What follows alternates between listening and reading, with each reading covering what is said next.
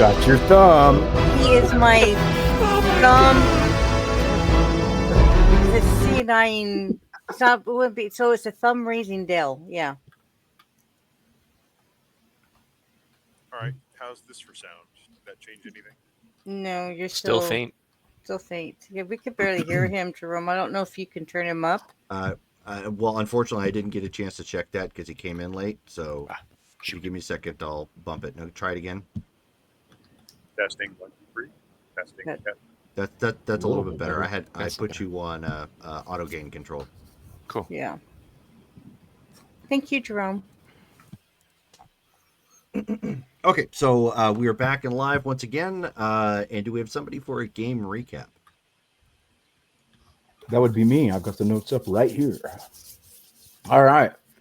So on 426, it started off somewhere else. An individual loudly tells Hyperion that he has another boot. It says the sky is, when they notice the sky has recently turned orange, and the individual says that the star has already been destroyed, but they still have about 1,000 years or so before the effects reach there. Hyperion and the individual then jump into a hovercraft and leave to find the fortress. Dun, dun, dun. So Black Mass and Pulsar are back at the site where they, with the Senian military, and the rest of us are cloaked currently. And they entered the tunnel with the Senia government scientists. Might have been an elevator shaft, obviously extraterrestrial. Black Mass sees a sign on a door that says Genealogia Forward Outpost. The GFO is an autonomous terrestrial-based research unit tied to the Dexamite military. But through this unit, all scientific study was conducted in the field. Heat Phantom stays up top to keep watch, and Red Arsenal, Lightbringer, Sean, and Xenofreeze decide to bamf to the bottom of the shaft, staying invisible.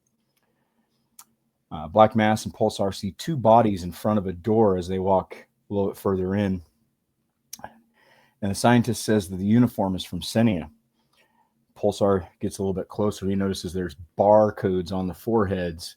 And as he takes a look, he determines that these are actually the bodies of his parents. The bodies show unusual signs of decay, like some sort of mummification. And Pulsar is very emotional, holds his parents' bodies, and while he's sobbing. Black Mass overhears the scientists say that this is a security checkpoint. And meanwhile, we're kind of looking around, and Lightbringer comes out of being invisible and says, "Stop! All humans need to leave the area." Lightbringer mixes, "This is the plague that destroys the future." So commotion is heard at ground level. And Shion and Red Arsenal teleport back to the surface and see a guard that's been shot by another guard after he bit one of the scientists. Back in the hole, one of the scientists turns a yellow-green, his eyes turn a yellow-green and bites one of the other scientists there. All of a sudden, two turrets drop down from the ceiling and hit the scientist that's being attacked, stunning him, and hence he succumbs to the attackers. Or to the attacker. Enter combat. Black Mass gets bitten by the infected. Pulsar holds down the infected, and Lightbringer scans him. Unknown pathogen found. Lightbringer then realizes this is in fact a match for the future plague. Black Mass transmits that he has been bitten and is bleeding to all in the network. Xenofreeze encases the infected in a block of ice. And back on the surface, Red Arsenal tries to disable the on-site helicopters to try to contain any infected by shooting arrows into the consoles. It doesn't do enough damage, so he recruits Shion. Back in the hole, sounds from the scientist as he runs after he ran deeper into the tunnel. This is for the third scientist that was down there with us, that was unattacked. All of a sudden, sounds from him manifest into horrible screams and then a loud crunch, then silence. The Lightbringer has Pulsar just flood the tunnel with fire. We need to cleanse this area. Lightbringer scans Black Mass. He's positive for the infection. Pulsar then moves his parents' bodies into the hall and flames again, at which he sees a mass of flesh with signs of an occasional Senian uniform. and this thing morphs a mouth with just a mass of teeth. Pulsar puts forth all he has, turning the hall into a blast furnace. As the heat becomes unbearable, Xenofreeze keeps it cool enough just to deal with it for the rest of us and retrieves the infected that is on ice. Meanwhile, on the surface, Shion shorts out the controls of the helicopters as Red Arsenal chases a person that was heard running through the forest. Back in the hole, Lightbringer encourages to incapacitate all who have been infected via the SciNet communication. Red Arsenal catches up with the runner and sees an infected person pursuing him. Red Arsenal shoots the infected with a psionic arrow, and the infected turns on him. Red Arsenal then uses a carbon rod and shoots the infected in the head, dropping him. Evidently, their weakness is carbon rods, flying at high velocity. Red Arsenal almost catches back up with the runner and sees the runner shot, and then shots are fired into the infected's body. Back in the hole. Pulsar makes the place freaking hot. The Juvixium is unaffected that the facility was made from. Lightbringer scans everybody that's in the hole, and eventually everyone above too. And so in addition to Black Mass, Pulsar and Shion are infected. Xenofreeze brings up the frozen infected. Lightbringer and Xeno begin to try to find the cure and treatment. So Red Arsenal, as he's trying to figure out what's going on where he's at, here's someone behind him, turns around to see a barrel pointed at his face. This person says a nuke is inbound. Everyone loads up into the ship, abandoning any who may still be there, and Xenofreeze takes off like a Senian or like a Salanth out of Hades to be clear of the blast. And we're heading into the outer basically into space. And Lightbringer calls for aid from New Prussia while we are en route. The blast goes off, henceforth cleansing that area, hopefully. And Xenofreeze sets a contingency plan for the ship to fly into the sun if in the event that we fail to find a cure, because this stuff is super bad juju. So Lightbringer and her massive cranium, along with Xenofreeze's assistants, they synthesize a cure with the materials teleported to them from New Prussia.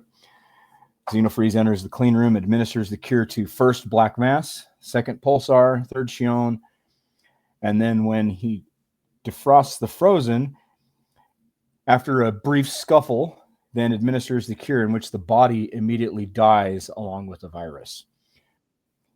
We set forth cleansing. All clothes in the infected body are incinerated and disposed of. Then we head back to Earth. George wins the RP vote. And that's where we're at. Cool. There Heading we go. back to Earth. So, sweet. I cried real human tears last time. Thanks, Drew. That's why you won the RP vote. I was just thinking how funny it is that that sounds like therapy vote. Oh, yeah. Wins the therapy vote. Yeah. I needed it. The role-playing vote went to somebody else, but George won the therapy vote. Okay. Well, I will let you guys pick it up from there. You are at this point we're picking it up right after you guys are descending back down from being out in outer space. Guys. Oh, yeah. While you guys were getting the cure worked out, I was talking to Helios, and we might have a possible lead on the masked guy that said there was a nuke inbound. So, do we know if this guy is the one behind the nuke? I don't know. I kind of doubt somebody on the who would be on the ground Yeah. has a nuke in their pocket. He's probably an agent of some government that has nukes. So probably the U.S., right? Because And didn't how would they we? know? Well, but we intercepted U.S. intelligence that this base existed, didn't we? Because Helios was scanning the didn't they pick up like a CIA transmission or something, and like it picked up a little bit of info about my family might be there. Well, they didn't pick. It was out of character. It wasn't. Helios didn't specify, but it was a secure transmission. Yeah. Oh, okay. I thought we knew it was like an American. No. thing. It was No. just from forces or agencies or whatever that were there relaying information back. Okay.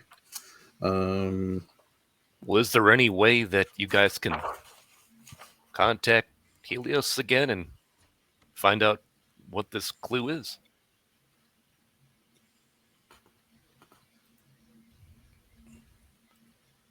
You were saying that you were talking to Helios, and he said there was a clue.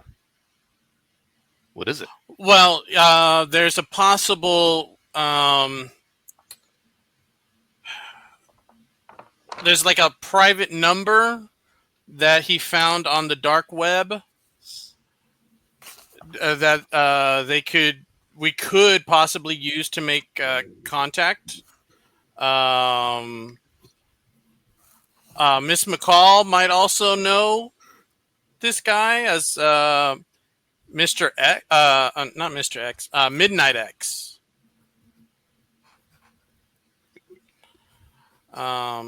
So I don't know if we want to pursue that or because Helios is just a, tap away. Or if we got something else we got to do. We just survived this crazy virus. Is there anything else we need to do about that right now? I am going to continue to manufacture the cure. I believe it would be very advantageous for us to have a stockpile of this. I can set some of my lab equipment to automatically manufacture some, but it will need to be maintained. We should probably get I don't know how you guys feel, but get the cure into the hands of nations that can synthesize it and produce it on a mass scale, like the United States.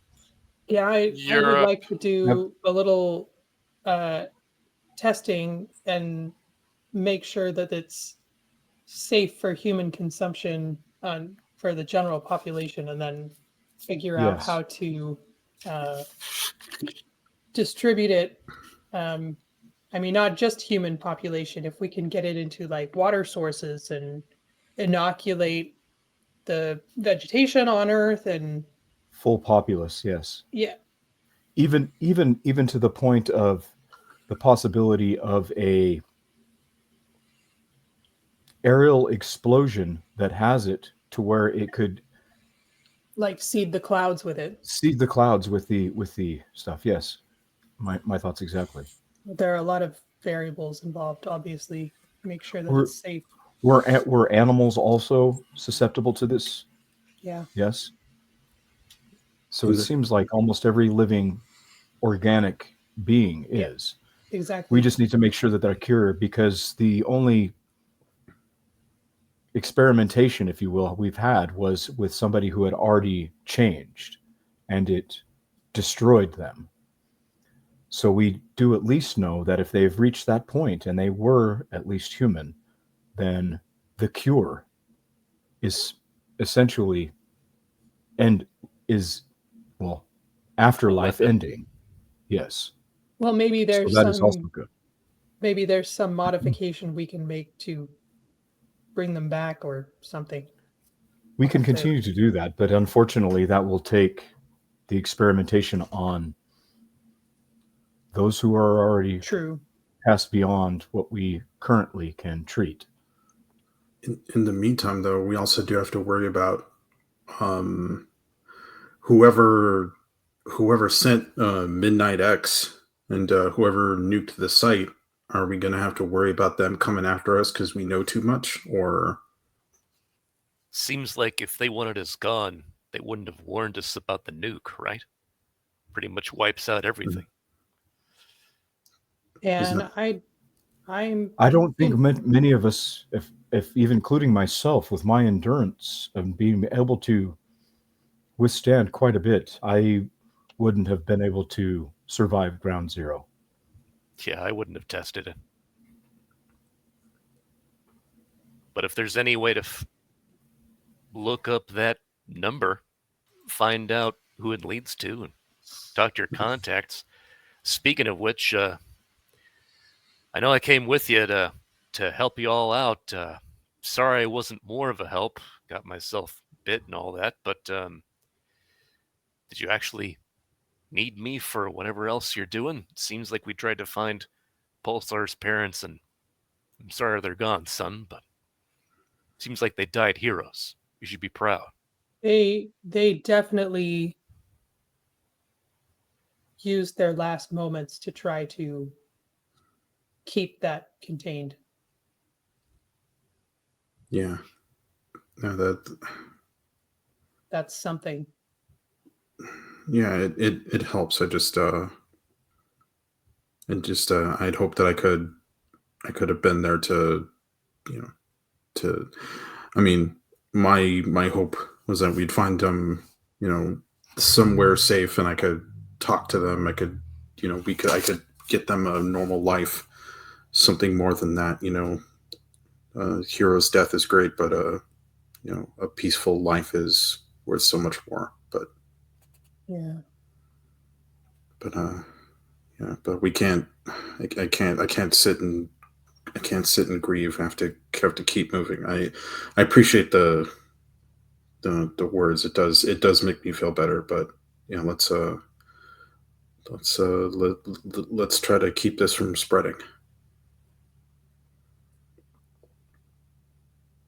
Jerome, I'm going to send a communication to New Prussia that the test was successful and thanking them for their assistance. Okay. All right. Yeah. And as an FYI, you don't have a full facility in this ship, Derek, to manufacture something like that. The only reason why you guys were able to manufacture what you did is because you had hands-on. So if you guys want to stop what it is you're doing and go hands-on, yeah, you can manufacture a couple more. But it's a matter of resources and automation at this point. Neither of which really you guys have enough of. But you got the know-how. So which governments do we need to inform this? The U.S., right? Every first world nation. Yeah. New Prussia, Japan, Australia. Well, we have everywhere. to start somewhere. So who do we call? The United Nations. Wouldn't they be a good kind of point of contact to get everybody? That's what I was going to suggest, is perhaps United Nations, because everyone, it is the common denominator between all the nations.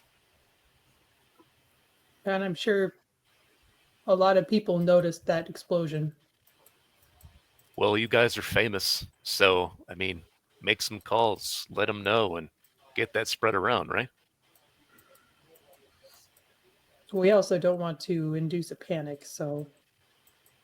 I mean, that's I think that's the government's concern, because us letting if we let the United Nations know, they'll at least be able to alert the people. We can also let them know that we are, that you have somewhat of a working cure, but it needs more time.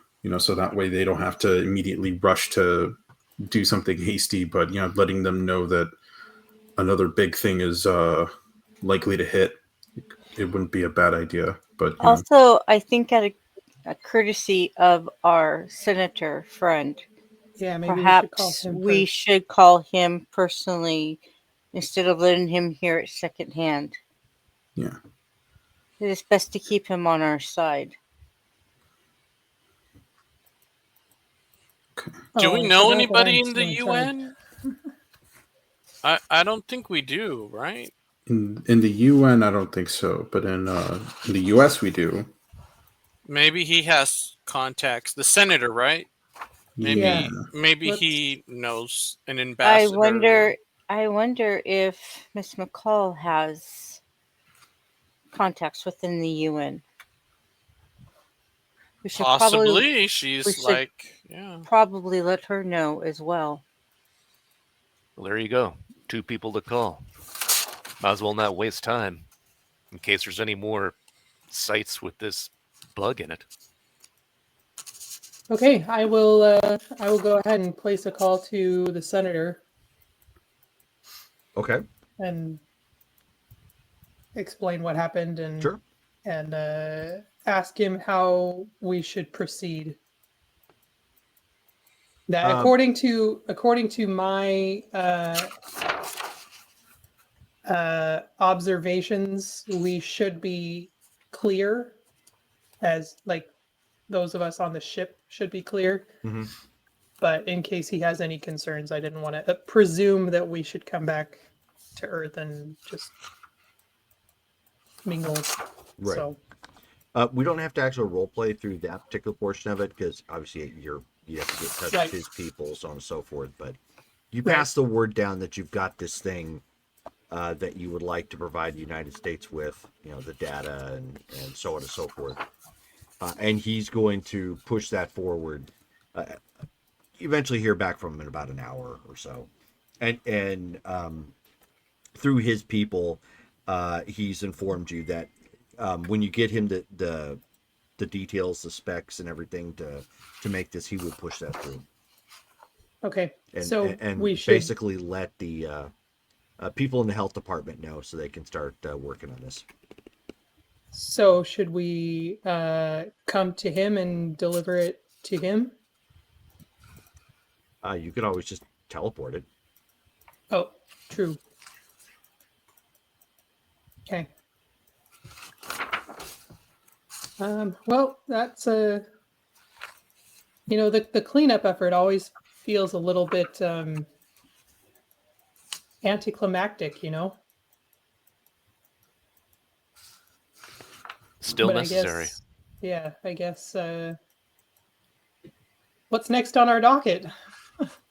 I guess it's calling Miss McCall. How about we head home first, so we can maybe if we don't need Black Mass, maybe we can let him go about his day. Or do you mind hanging out with us while we bookkeep? While we keep books. I suppose that's fine. We're still trying to figure out that dimensional tear issue at your Yeah, place finding- and your leader. Finding So Hyperion. I kind of need to figure that out too. That's a part of my job. Okay. Why don't we head back to our place, and we'll have more facilities there to do stuff, and we can get Black Mass some clothes Agreed. Right. All right.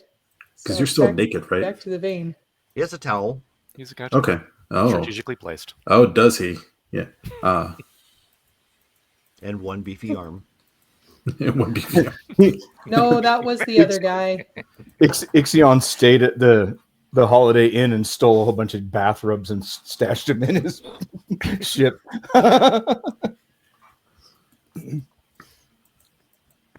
Okay, so homeward. Okay.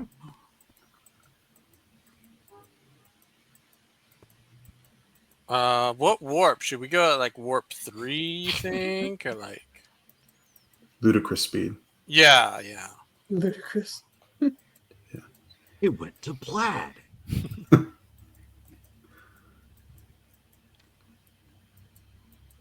Well, so then you take it back. You take the aerial adventure back to the vein at this point and land safe and sound.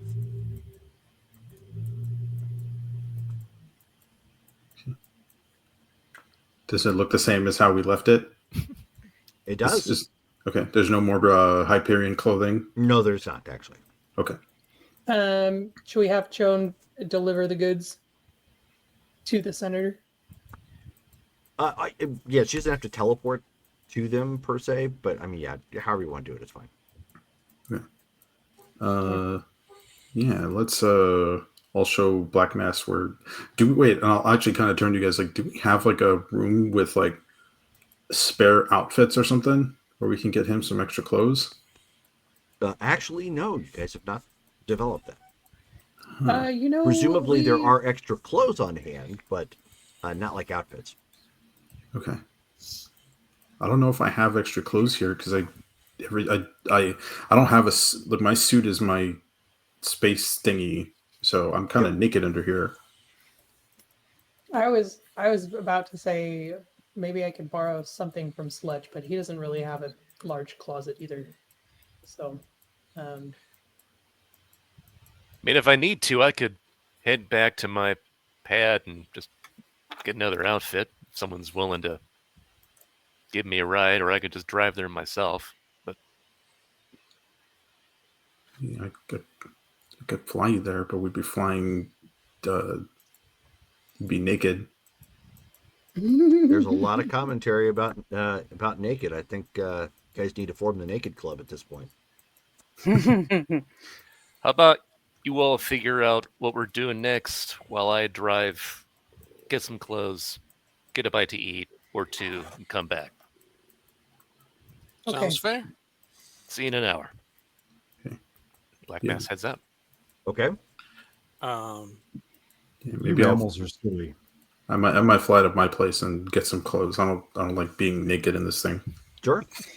I don't Yeah, wanna- Sean will pop home as well, Yeah. and It still get has that clothes. new suit smell. I don't want to ruin it. Okay. So everybody is breaking then, I guess, for mundane things, or to relax and decompress from the world-threatening virus that you guys just stumbled onto that you didn't expect. So there's probably much clenching involved from there. Yeah. I think Pulsar goes. But Pulsar, as you get home, Okay. you see that there's a box waiting for you on your on your front porch. Oh, God. Amazon hasn't been invented yet. It has not actually. Good point. This is Knock, knock, Amazon who's there? yesterday. Virus! You get it before you ordered it. Exactly. Oh, it's the future. Baseballs the movie. Spaceballs, the flamethrower. Hey, that's me, the flamethrower. But yeah, I'll. Was I expecting a box, a package? No. Okay. When I In walk fact, up, nobody sends you anything. You right now your mail just collects the circulars, and stuff, or occasionally like stuff you didn't ask for, like, oh hey, try this credit card, that sort of thing. I'm gonna hop onto, or I'm gonna use the little communicator and be like, did any of you guys mail me something? No. No. Okay, When would we have done that? I don't know. Presumably before right now, but there's a package that's on my doorstep. Huh. Is it ticking? Is it perhaps not labeled to you? Is it labeled to someone else? I suppose that's a thing. I don't really get mail though. That's the weird thing. But yeah, I'll approach the. Well, actually, I'm in my suit. Like, do I have a way of getting inside of my home without like having to use the front door? Like, do I have like A back door? secret? Sure. Okay, yeah, because I want to I want to maintain some sort of like some sort of a secret identity. But yeah, I don't know if I already presumed that you did. I'm not worried about that right now. I already presumed that you kind of took some measures to stop someplace else and walked the rest of the way to your house or something, so that way it wasn't like super obvious. Okay, yeah, because we never talked about it, so I just didn't want to. No. I know. I'm giving you guys some leeway there because it defeats the whole purpose if everybody knows, like, where your house is. Like the whole mask thing. In modern day comics, it actually makes no sense. But if you're supposed to be a superhero, you should be doing something to break, so. And if you take that away, it wrecks something about the story you're trying to tell. And so, I'm giving grace where that's concerned. Okay, so yeah, There's a convenient phone booth nearby because phone booths still existed then. They did. I bet it's your Columbia Records shipment. Oh, Oh, speaking yeah. of which, you do get those ads. Yes. Yeah, I yeah. I did get them to send me a whole 12 bunch of CDs. CDs, and then I canceled. 12 CDs for 1 penny. As one does. Boy, that's a long time ago. But yeah, I'll approach the box to see if there's a label or something on it. The label is just to you. Nice printing. Looks pretty official. Okay, can I? Has several stamps on it. Oh, like it's come from like other countries. No, just that it required more stamps because of the weight. Oh, okay. Okay, then Listen for ticking. can I use? I have thermal vision. It's not great, but I'd like to use my thermal vision to see if I can see anything like potentially You see explosive. nothing warm about it. Just residual warmth from the day. Okay. All right, then yeah, I won't take it inside, but I will kind of like pick it up and like, is it heavy? No, not super heavy, but clearly because it's a small box, so it's clearly heavier than normal postage would allow. They got to get their money in somehow. Okay. Then yeah, I'm not gonna take it inside. I think I'll just kind of open it up on the porch and see what's in it. Okay. So you open it up then? God, I feel so vulnerable right now. Okay, yeah, no, I will take it inside. I'll take it inside first. Okay. And then I'm gonna suit up before I open it because I don't know what's in this thing. Okay. But I want to make sure if it explodes, Sure. at least I've got You're I've trying to got make that sure on. you've got multiple saves before the thing happens in the story arc, so you can Mm-hmm. go back and restart. To make Yeah, the there you better go. choice. Yeah, Gotcha. I'm safe scumming. Yes. Okay, yeah, and I'll kind of crack open the tape and kind of see what's Okay. in there. It's whatever it is. It's wrapped up in bubble wrap. Pretty secure. Okay, I'll pick up the object and carefully unwrap It's it. roughly the size of your hand. So you pull it out and you start unwrapping it, and it's a cell phone, specifically Ericsson GF337, which was available in 1995. Okay. Ericsson cell phone. Okay. Yep, Ericsson cell phone GF model number GF337. I actually had one of those. Okay, I'm gonna flip it over. I'm gonna did somebody send me a phone? No. Is that what was in your package? Yeah, it's a cell phone. Ericsson something. I don't know. Oh, I get the concept of the cell phone, but I don't know what that is. Oh, they did not send you good one. You should have received Nokia. Oh, huh. I'm gonna kind of go through the box. Is there like a note or anything? Is there a receipt? Who it came from? There is a sticky note. Okay. What's on the Are sticky you note? going to examine the sticky note, or are we safe to go further? Yeah, I'll look at the sticky note. Okay. Yeah, I don't think a sticky note's gonna explode. Yeah, you never know. This is a superhero universe. It could That's be true. sticky plastique. Oh, sticky note man is gonna pop out of it and slit my throat. Okay. So So no, it's plasticky. Yeah, plasticky. Yep. It has a phone number. Starts off with 555. Okay.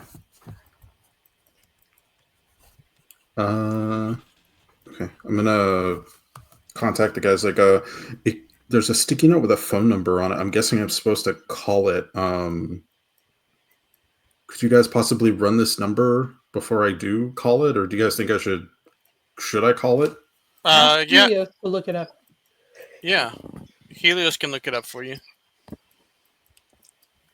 Okay. Yeah, I'll ask Helios to look up this number and see if what it can tell me. Affirmative. Tracing. It appears that number is unlisted. Okay. Of course. Yeah. Should I call it, guys? Yeah. Why not? Okay. Yeah, I will dial the number in, and I'll give it give it a ring. Okay. So then you end up you end up hearing the murdering of the internet sound in your ear. Oh, sweet. Like the ting, Yeah. ting, ting. Yeah. Dial up. And then you end up hearing something connect. Hello? It looks like you've received our package. I did. I wasn't expecting a package. To who do I owe the who do I have to send a thank you card for the new cell phone? That isn't important right now. It would seem that you're looking for information on your parents. Yeah, I kind of got some information about them earlier today that seems kind of final. So presumably you know who I am. Do I not get to know who you are? You may refer to me as concerned party. Concerned party.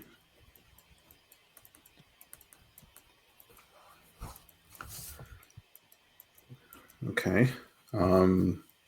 Yeah, what do you like, I guess, yeah, what do you want to say to me? It's not what I want to say to you. It's what I have to offer. Okay. Which is the real story behind your parents. Kind of grip my teeth a little bit, and the real story.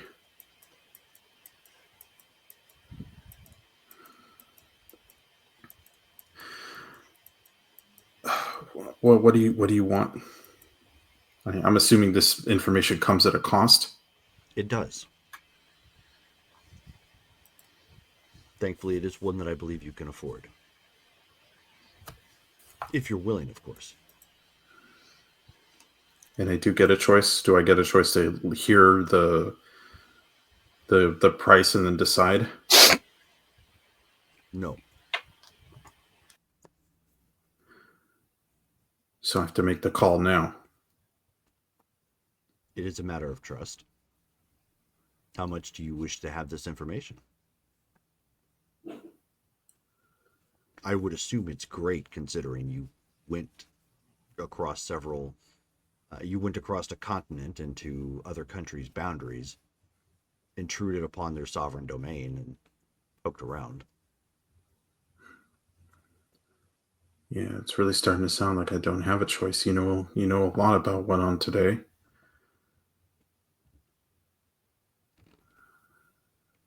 But if it's something I can do in order to make sure that their sacrifice meant something, and that whatever this contagion doesn't get out, it might be worth it. But I'd feel a whole lot better if I knew who you were. But I'm guessing I can't convince you to reveal that. That is correct. In due time.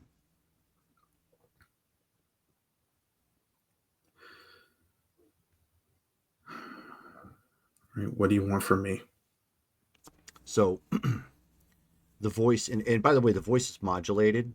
It does sound male-ish, but it's hard to identify if it's, really deep or high-pitched or whatnot. It's got, some tonation scrambler to it that makes it difficult to pick up on. So if you met them face to face, you probably wouldn't know. Okay, I was gonna ask like what does the voice sound like? Right. Is there like a Senian accent or something? Or no. Okay. Yeah, you don't pick up any sort of an accent. That and if there was one, you wouldn't know necessarily if there was an accent, but you would be able to pick up the way the voice modulation works. You would pick up on like weird delays or something as it modulated, so it would sound off. Okay. But it sounds whoever is speaking to you either doesn't really have an accent, or they're doing really well just to kind of speak monotone, so that way, and clear, so that way it doesn't give much away. Okay. But yeah, what do you want from me? Or you hope you're not going to ask me to do something illegal. You've It's already not done really- something illegal. Yeah, I guess so. All right, what do you want? You're familiar with Transnistria. Jerome, am I familiar with Transnistria? Is George familiar with Transnistria?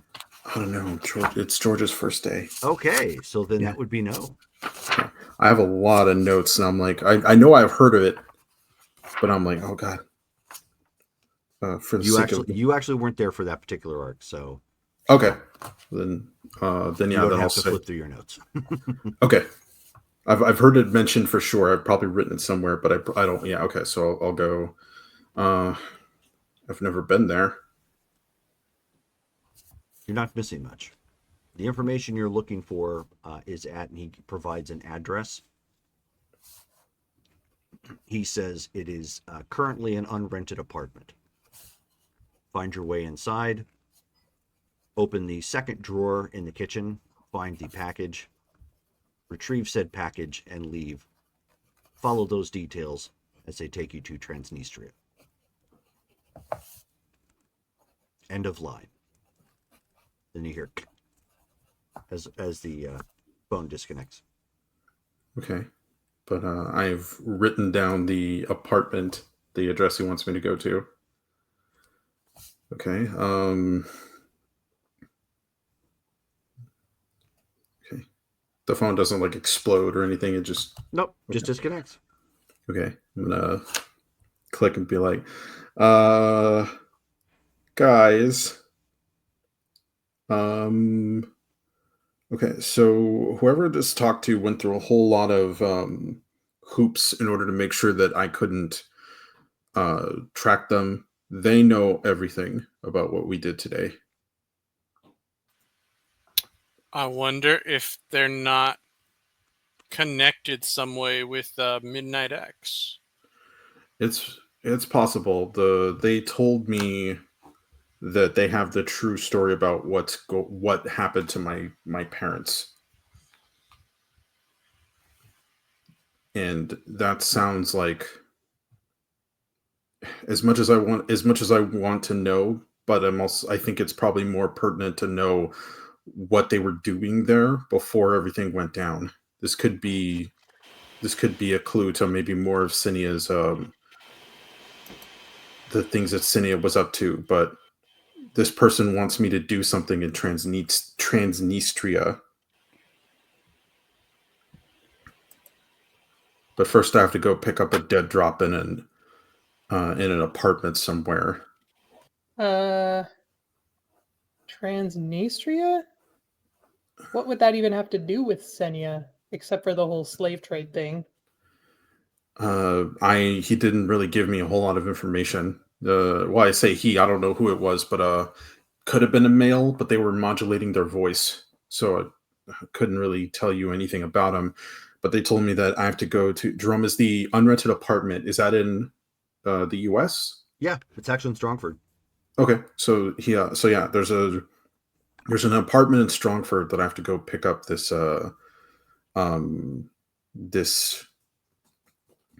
dead drop, and apparently the dead drop is gonna give me more information on the next step. But apparently, I need to do something for this person in order to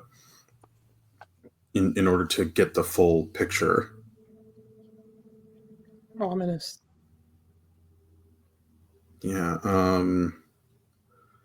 Would any of you guys be willing to kind of come with me on this? I'm kind of not really much of a breaking and entering type. I'll go with you. Thank you. Yeah, I'd appreciate that. I don't know what's going on, but yeah, That way, if need be, we can get out of there a lot quicker with me. yeah. That's a good point. Thanks. We don't have anybody that could like read a room, right? Like ambient energy or latent psychic energy. Not here. It's too bad. could be useful. Mm. Maybe I I'll could put do- it on my list. I could talk to plants. You know what? If there are any plants near the apartment, maybe you could ask them about that. That's true. Have you seen a robot man walk through here? Okay, well, be careful. Let us So know are what you find. you going to pick up Shone, or how are you guys going to do this? Yeah, it might be best if we stay incognito for this. But I don't know, Sean. How do you know the like the? And I'll give you the address. Well, I'll at least I'll head back to the vein so that way we can confer in person. Sure. But, Yeah, that's not a section of town Shone's ever been to. Okay. Teleporting nearby, not a problem, but actually getting to that area with a straight teleport, no. Okay. Is it a nice part of town where nothing bad happens? Actually, it is. Mm-hmm.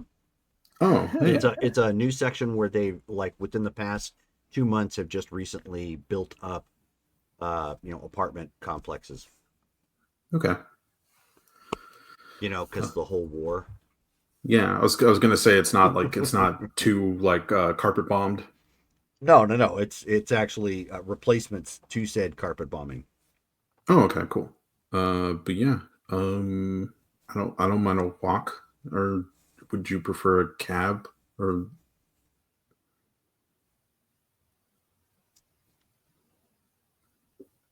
That was to you, Shelley. We can take a. Well, no, we can walk. I would feel weird taking a cab. okay, yeah, we'll keep it. We'll be incognito. I've got the Ninja Turtles trench coat and fedora on. No, I've got street clothes. Oh, so we're not going in uniform. I don't. Why would you walk to a place in uniform? I'm a little hesitant to just fly in there because I am really worried that this person. I'm worried this person's gonna have us do, because I asked him.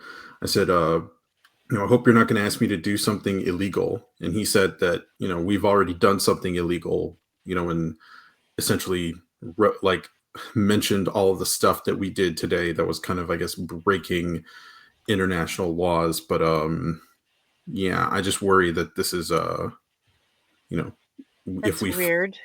I'm worried if we fly in, it's going to look really bad for the group. But at least if I don't know, I guess it's bad if we. Yeah. Yeah. Let's just walk. I'm fine with walking. Okay. Yeah. Are we walking in costume?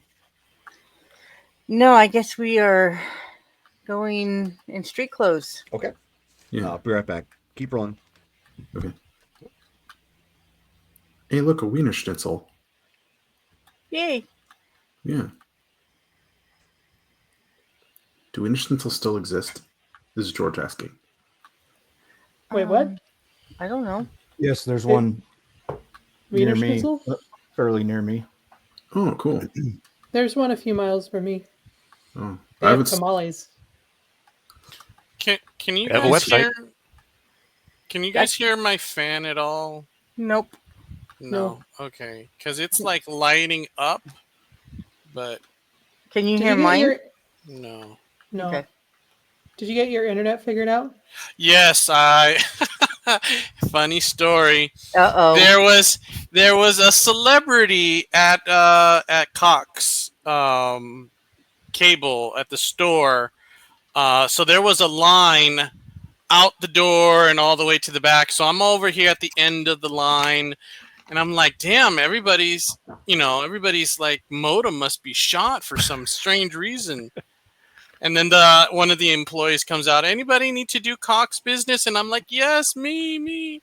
So she's like, oh, we're having a celebrity today. There was a Diamondback baseball player. Oh, That was the celebrity was the baseball player. Yeah, and I should have figured it out. Everybody was like, in the line was wearing D-back, like jerseys and Swag. things. Yeah. Did How they funny. did they do they have to plug that dude into the modem in order to make him sign autographs? Like, I don't know why they chose that place of all places, but thankfully I Weird. was able to get in, get a new modem, and I was able to work because they have me on overtime this weekend. So I was able to clock in, get that done, and now Well, I'm here good. with you guys. Yeah. Good deal. Okay, so Wow. I'm back. Let's get this going. And good thing that modem issues are taken care of, I guess. Yeah. Place kick the old one. Okay. So while you guys are walking your way across town, what are the rest of you doing? I'd like to give a call to Miss McCall. Okay.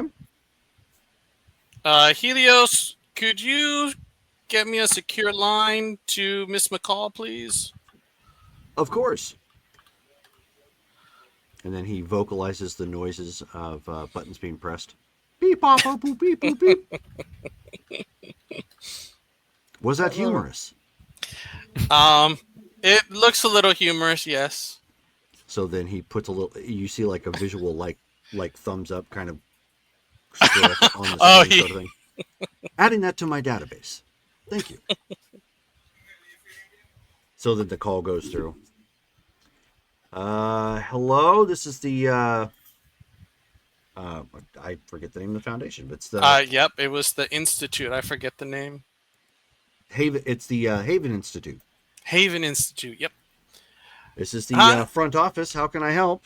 Yes, this is Red Arsenal from the Legacy calling. Is Miss McCall available? She's currently with somebody right now. Is this an emergency? It's not an emergency, but it is important. Some information has come up that she should probably be made aware of. So, I don't mind holding if she wants to call us back at this number. That's fine too. The number is coming up as unavailable. Oh, I'm sorry. She You know knows what? how I'll to just pause. I'll just hold. I'll just hold. Okay, hold please. No, no, no, no, no, no, no, no, no, no. It is now the only hold music available on Earth. Yep. Is anybody else at the vein by chance, or am I? Yeah, I'm So probably there everybody doing else research. would be because nobody else indicated otherwise. So Okay. Lightbringer, Heat Phantom, and Zeta Freeze would be there. All right. So, guys, I don't know how to do all this cloak and dagger, like meeting mercenaries stuff. Yeah. You're gonna meet a mercenary? I don't know. I'm gonna ask her about Midnight X, and Oh, yeah, that's pretty clandestine stuff. So, I don't know. I'm kind of worried. I don't want to like make any mistakes or anything, or get anybody killed or be killed. So, well, So- she. What sure is she it can you help us wish to figure it know out. about this? we need to know if that was him in Brazil, and who was he working for? If we can find that out, I guess information like why were you there? Who dropped the nuke? No. I mean about meeting clandestine mercenaries. What do you wish to know about that? Oh. So, I guess, is there like a secret code that you guys talk in? Because I don't want to say, hey, I want to talk to Midnight X, right? Like, should I give names away like that? I'm not sure. If you wish the person to know who you wish to talk to, then yes, you must give a name. Okay. All right. Unless perhaps the person you're calling already knows about the interactions you've had, and then you can say something to the effect, I wish to meet with the man who I spoke with, or did action with on the mission yesterday, or something to that effect. But ultimately, if you wish to make a contact and have a meeting set up, they need to know who you wish to meet with. Oh, okay. That's actually really okay. Just keep it Easy simple. peasy. Easy peasy, yeah. Jerome, I would be working in the lab, or with the my whiteboard, trying to just go over calculations on potential issues with the Sure. formula. Okay. So And actually, your I'll phone just be starts to there. ring as you're doing that. Oh, okay. I will check the caller. Okay. You have it. You know what? How would you have his name listed? Good question. Um, Let's say you listed it as BF. no, he's in there as Hunk. Okay, Hunk. All right. Yep. So Hunk is calling. Okay, so she'll make sure she's alone and she'll answer. Okay. Hey, what's up? Hey, crazy question, hun. Did you guys bring on another member of the legacy? Since when? Good question. I mean, we did pick up a new guy from New Prussia. I think it's going to be more or less. Does he have a permanent. uniform yet? No, he's still using his old one. Actually. Okay, so then this person has a uniform. So did you like bring somebody else on? I don't know what you mean. I don't really know what I mean. That's why this is confusing. Do you have somebody else that I haven't met since you came back from we have Xenia? Or not Xenia, but New Prussia? Yeah, this guy called Heat Phantom. But you said he has his own uniform, right? Yeah. Yeah, this person I'm looking at does not. You're looking at someone? Yeah, they've got a branding like your guys' uniform and everything. With a legacy uniform? Yeah, oddly Where enough, are you?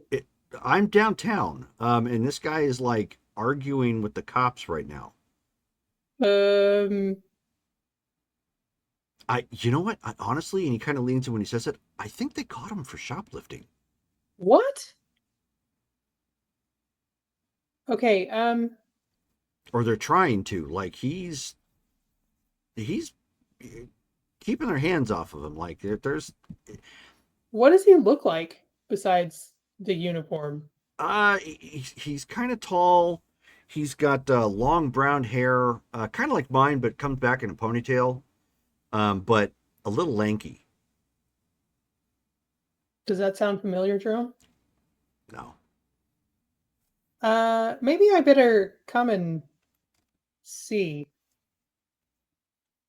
I'm going to keep. I'll stay up here and keep my eyes on him in case something goes crazy. But make sure he stays put.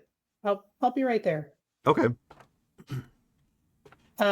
So I will hang up. I assume he gave me his location. Yeah. Mm-hmm.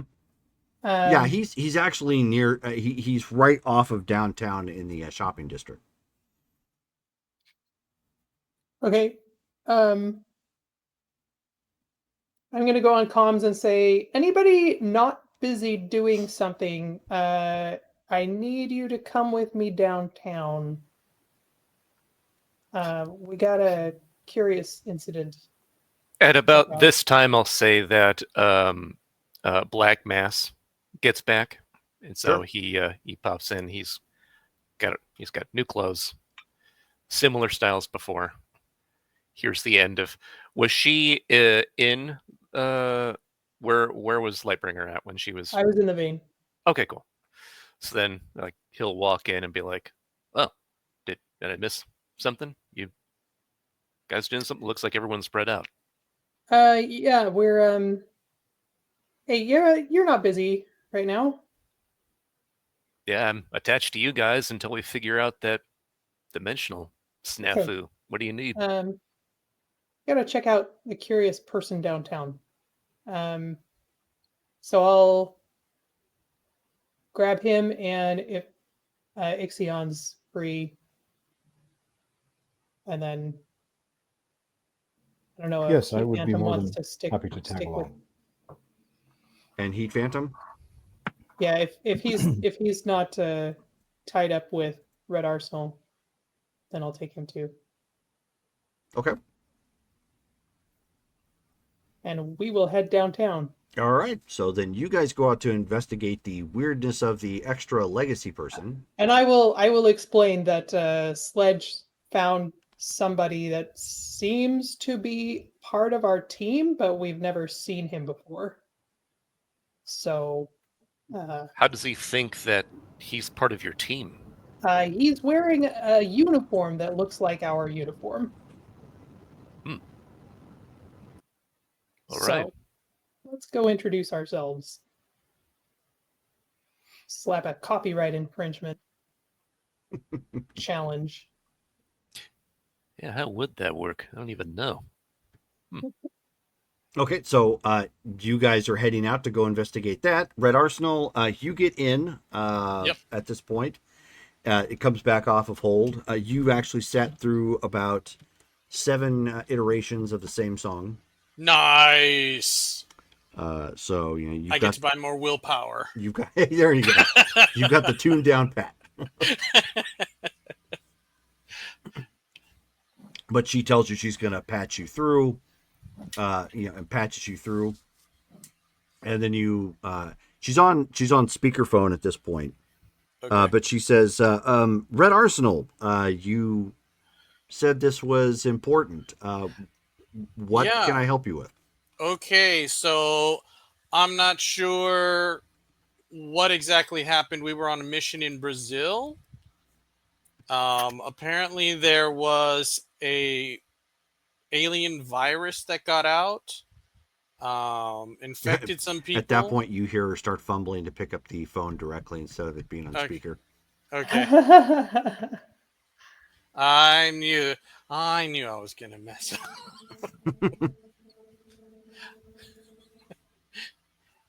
So when she, comes back on, sorry about that. I thought this. Never mind. Anyway, so there was somebody there, and he said that there was going to be a nuke drop, and there was. I did some sleuthing with Helios, and he came back with a Midnight X. All right. I guess you've employed him in the past. I have, yes. We got a number. Can you give me any sort of information on how to interact with this guy? Interact with him. Why? Yeah. Why are you I trying to just interact with him? Yeah. Well, I need to figure out if he was the one in Brazil, and what was he doing there, and who dropped the nuke. Well, I don't obviously have any answers for that. He's a mercenary for hire. Right. So when you contact him, I got this number off of the dark web, and he'll rattle it off. Does that sound like the number does that sound like a good number? It's not the number that I have used in the past, but my understanding he has several. Okay. All right. Do you have to give him money when you meet? I don't know how this works. You generally don't meet at first, Okay. especially if you haven't been vetted. Okay. I don't know if it's him or if it's a network he's tied to, but it's a screening process of sorts, and he is able to verify who you are, your intentions, and then eventually you pay him.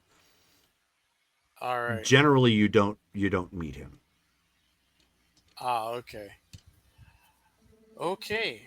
Well, that's good to know. How long does this vetting process take? Is it a quick process? Is it how invasive is it? I would imagine it's pretty invasive, Okay. but it's not like you know about it. All right. So if It's I just it's not like you get stuck in a room with a bright light shined on you to spill your gut. It's not that type of an interrogation. It's uh, he or they or whoever is behind Midnight X goes through their own process behind the scenes. okay. Um. All right, then I guess I'll just call the number and go from there. So you're trying. Why exactly are you trying to find him? Well, we need to find out what was he doing there and why was there a nuke drop? Like who else knows? Nobody was supposed to know about this operation in Brazil. So, Well, somebody probably did, or they at least got wind of it at some point in time. Um, I don't think he's a bad individual. He does have his own moral compass, would be a good way to put it. But be careful, you may not want to find out what you find at the other end of that particular thread you're pulling. hmm. Oh, People who specifically keep their identities hidden on that level usually do so for a reason. So that may have just been him acting on behalf of whoever was employing him at that point. and he probably wouldn't be willing to give up that information. Likely no. Like, yeah. All right. That's one of the reasons why he's employed the way he is. He's discreet. Okay. All right. Hey, do you happen to have any contacts in the UN by chance? I have one or two people that I can contact from time to time. Does this have something to do with Midnight X as well? No. This has to do with that alien virus. So, Lightbringer found or created a cure, and we need to disseminate it to as many people as possible. And one of the things we were thinking of was maybe contacting the UN, but we don't want to like fly in through the front door and cause a mass panic. Right. No, understandable. If that's the case, then I will find somebody that she can reach out to, and I will send that information to her directly. Then. Oh, perfect. Okay. All right. Well, I won't be calling the number then. It doesn't sound like I will get very far. So, Not unless you're attempting to hire him for one reason or another. right. All right. Sorry to bug you, Miss McCall. Thank you for taking my call. That's quite all right. Do you have a good day? Thanks. And he'll hang up. Okay. Thank you, Helios. Of And he'll course. get on comms real quick. Just let Lightbringer know, hey, talk to Miss McCall. Contacting Midnight X is probably not a good idea. She does have contacts in the UN. She'll be sending that info your way. So. Okay. Thanks for doing that. Do you want to join us downtown? Oh, sure. Yeah. I'll be there in a little bit. Okay.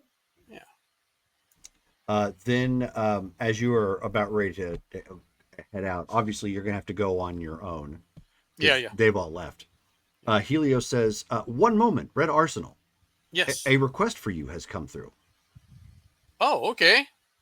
And then it displays an email up. Oh, I should probably mention, I took the liberty of establishing a free Hotmail account for the Legacy. Nice. Good job, Helios. We're using free email. Oh, jeez. It's probably full of like spam and fan letters. Right. Yeah, there's like a delete folder that has a bunch of letters from Nigeria for princes that that they're trying to get you to sign up for stuff. Apparently, you are being invited to a celebrity b-ball competition. What is b-ball? V-ball, like volleyball? No, Can you do B? b-ball, as in boy ball. Oh, basketball? Can we do a quick internet search on that? Affirmative. I will pull up Yahoo search engine and see what b-ball means. Thank you. That's the only thing I can think of is basketball, So he's like, or maybe baseball. he's like scanning it, and it's coming up with like all sorts of just generic b-ball. There's some references to basketball occasionally. There's other references to just b-ball in general, because remember, this is 1995. Search engines aren't nearly as refined. Right. And he says, I'm attempting to try Alta Vista. One moment. Didn't ask Jeeves. He knows everything. Yep. Based upon the information that I am pulling up, there are several sites that do not look appropriate to pull up on my display. The rest seem to be related to basketball. Oh, okay. All right. What's the I'm sure there's like an address there An To- address for what? to the location of where the basketball event Oh, in is the being email? held. Yeah, in the email. It's an invitation. It doesn't have the address set up. It's actually sent from the Red Grip. The red grip. What? And Instant yes. Instant yes. and the Red Grip is actually using it's the Red Grip at cnnsi.com, because they had free email at one point too. I just want you to think about this: is that somebody known as the Red Grip wants you to go and play b-ball with them, and apparently, thank goodness, Helios had the safe search turned on. Yeah. Red grip is cool, man. He's got Because this looks like a job for the Red Grip. yeah. There was no safe search back then. Is he the celebrity that is playing b-ball? Probably. But yes, yeah, Red Arsenal will definitely say yes once he knows it's Red Grip. Okay. Absolutely. So basically the email, is he's inviting you to this celebrity b-ball tournament sort of thing. There's comments in there like, if you show, it'll be rad. We'll go full NBA jams on these suckers, and it's spelled out how it sounds. Nice. Yeah. Okay. Well, thank you, Helios. I'm gonna go meet up with Lightbringer and find out what's going on with the Counterfeit Legacy member. Affirmative. I will forward your RSVP. Thank you. Is the game today? Oh yeah, when is the game? The game is in 2 weeks. 2 weeks. Awesome. Okay. 2 weeks. Okay, so those of you who are going downtown, heading to the shopping center at this point, we actually can't hear you, Matt. If you were talking, I don't know. Okay, so you guys end up probably, since Sean isn't here, you're gonna have to take the ship. And coming in nearby, like just as you start coming in, a fight starts to break out between the police officers and the Legacy with question mark. And he pushes back the cops at this point. Basically, he looks, for all intents and purposes, he looks like Hyperion's uniform, but he's got like these bulkier looking gauntlets on, and like they seem to be tied obviously to the suit, but one of them has sort of a conduit connecting from one side all the way to the back, and he throws his hands together, and energy pulses off of his hands, but they come out in like rectangular shapes, like flat rectangular, tack, tack, tack, tack, tack, as a stylized special effect. And they end up slapping, like literally, it sounds almost like the police officers were slapped with like a metal sign, like bang, gang, gang, gang, gang, and they go, flying end over end, and he scoops up the whatever he had in his bag that he was trying to leave with, and starts booking it down the street. I'm gonna fly after him. In the ship or just directly? Directly. Okay. Oh wait, we don't have a teleporter beam with the ship, do we? That is correct. You do not. Okay. This is not Star Trek. I am disappointed. You could always big brain it. I mean, true. Another but- day. Yeah. For another, yeah, exactly. Yeah. Okay. So I'll take off after him. Okay. Xenofreeze, of course, is piloting right now. Heat Phantom, what are you doing? Well, I assume I'm on the ship, right? So Yes. don't have much to do right this moment, especially whereas I'm not legal on the street down there with the police nearby. So If you want to drop down and pursue, you can. no, not right at the moment because I'm not legal in this country and there's Okay. police down there. Okay. And I assume we're I'm pretty civilian sure they clothing. wouldn't worry about that under the circumstances. Okay. Well, so he's remaining on board the ship. Xenofreeze is sort of hovering in the vicinity because it's not like it's very difficult to follow somebody on foot. Lightbringer, you fly down, of course. Sledgehammers dropping down from several stories, nearby. And so he instinctively turns when he sees Sledgehammer because, big, beefy looking guy with a giant hammer. And he's just like, oh boy. And he does another one of those numbers with the, that energy attack sort of thing. And, Sledge ends up getting hit and knocked back in the building. He's like, hey, what the hell? It didn't look like it did much to him, but the impact certainly, knocked him back. Hey, buddy. What's your deal? And so he turns and he looks he looks down. He looks down at his outfit and sees that it's like kind of like yours. You've got the same logo, sort of thing. It's like, oh no, this is mine. You keep yours. And he ends up. What he does is he points his hands down at the ground, and you see some of those that energy kind of bleed off in the rectangular shapes. And he starts kind of like skating on the energy, similarly to Xenofreeze, his ice. I'm gonna call on comms. Can I get a little help down here? Yeah, hey, if we can fly ahead, drop me down, might be able to bind them up. Look, buddy, we just want to talk. And so he's just escalating away. Of course, Xenofreeze flies a little bit further, to drop down Black Mass at this point. Is the ship cloaked or not? No. Ship No, does it's not have a cloak. Okay. Yeah, ship does not have cloak. Ship has Okay. Ship has Lightbringer, and Lightbringer is not in said ship. Right. Okay. All right. So I can see the ship from the street then. So, Yes. all right. What does the general person on the street appear to be thinking about the ship?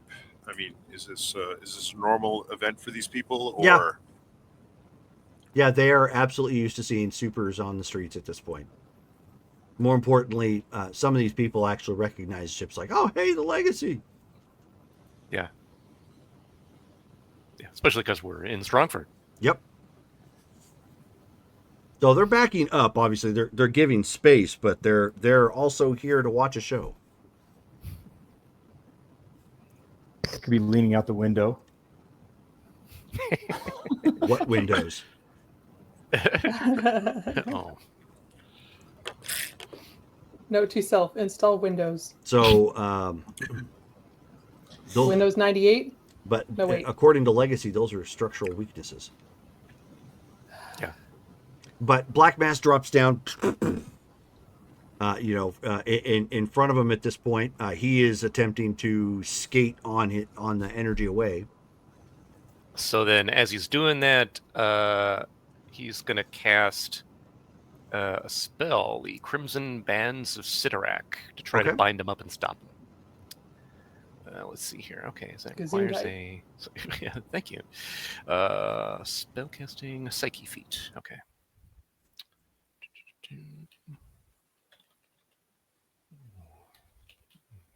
So he is currently booking it really, or so actually you have to cast a spell and then target. Never mind. So go ahead and cast a spell first. Okay.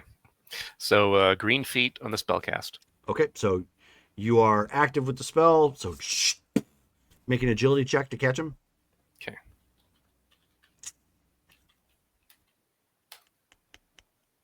Red feet.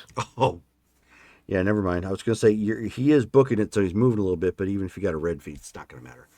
So he's like, like dipping and trying to get around traffic, and all of a sudden you see these eldritch magic crimson bands like appear from nowhere as Black Mass casts a spell, and they wrap him up from ankle up to his neck, and he kind of hits the ground like he was lassoed with some sort of magic energy. Boom, boom, boom, and he hits the ground. He's like shaking at this point. He's like, ah! And they strengthen the more you struggle. So he starts getting to a point where he can't really move, and of course, Sledgehammer comes running up real quick, grabs him by like the nape of his neck, like right here in the outfit, and holds him up, and he says, "That wasn't nice." Guys, let's take this upstairs. And she points up to the ship. He says, "What? Are you sure that's safe? I mean, you don't know what this guy's going to do, or if he can like break out." Well, You want us to take us up to a rooftop nearby or something, and maybe hover okay. nearby? All right, rooftop is good enough, I guess. All right, so he's got a hold of him. He just leaps all the way up there. And I'll signal the ship to land on the same rooftop. Okay. How's Black Mass getting up? I can pull him up. Okay. Oh, sweet. Okay. So scoops. Princess Carrie. He's used to it. Or like He's just sitting there with his arms crossed, like, not again. Or like Because he's a pretty princess. or like they do in Invincible, whenever he's bringing around what's his name? He has to I forget the supervillain's name, but he ends up carrying him around the city. He has to hold him in his arms like this, and he's just like, "This is freaking embarrassing," sort of thing. Yeah. And Invincible's like, "It's not any better for me, pal." I'll say, Black Mass, have you met Sledgehammer? I've heard of him, seen his work. Wasn't quite sure if you guys work together. He's more local oriented, but we work together whenever we're in Strongford in special cases. Well, Legacy knows just about everyone, seems. Not bad. So he just kind of tips his hat like that, and he just unceremoniously dumps the guy down to the ground. And he places his foot onto his chest firmly, but not like pressing, so he's going to shove him through the top of the roof. And he says, "LB, do you want to start the questions, or do I?" And he looks at the guy. "Should I apply pressure?"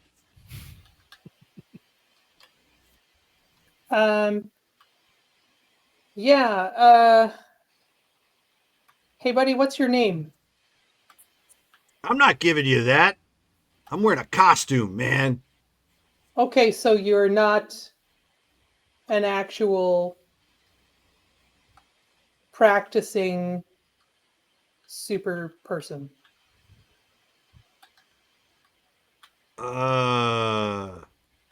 That's what I thought. Where'd you get the armor? I'm not telling you. Found it fair and Sledge? square.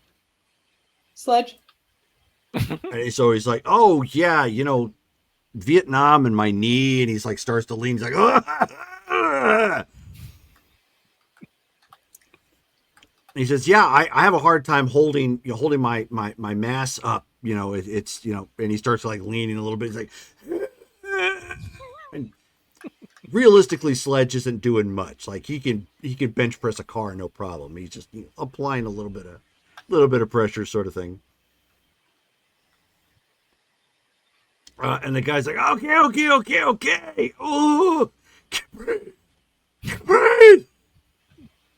So is it, Jerome, is it clear that the gauntlets are what has been doing the power? Well, I mean, his whole body is encased in the bands of Sidorak, but it looks like that was the focal point. Okay.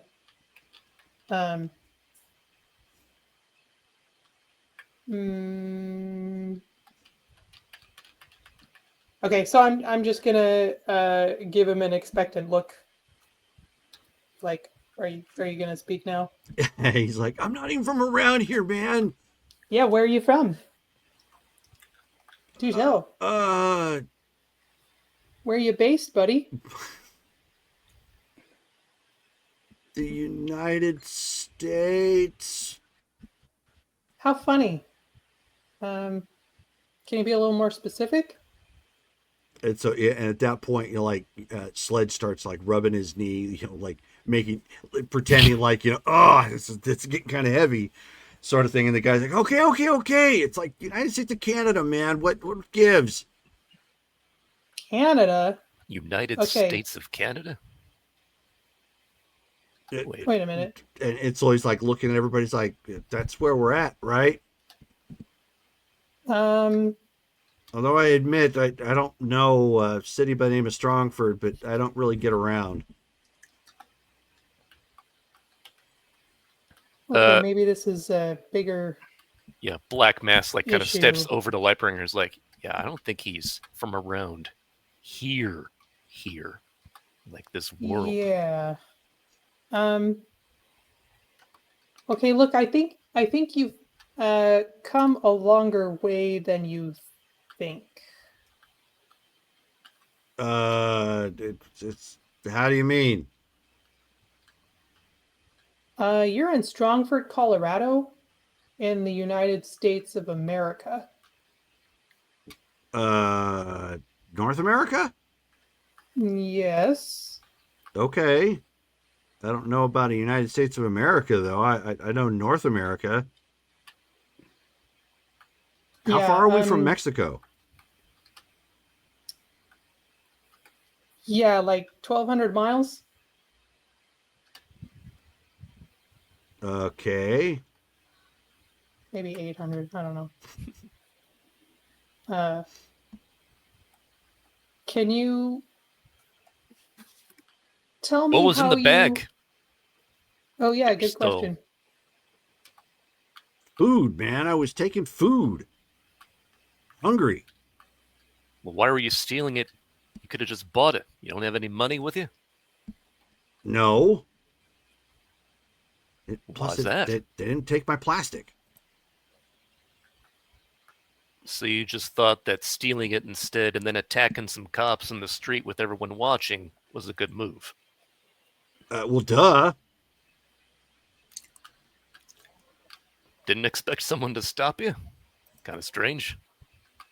Well, I mean, no. But and he's like looking around. He's like, I don't even know who the heck you guys are. Outside of the fact that she's wearing an outfit that looks kind of like mine. I thought maybe you're here to repossess it or something. The jury's still out on that one. Can you tell us how you came by that? Do I have to? Hey, okay.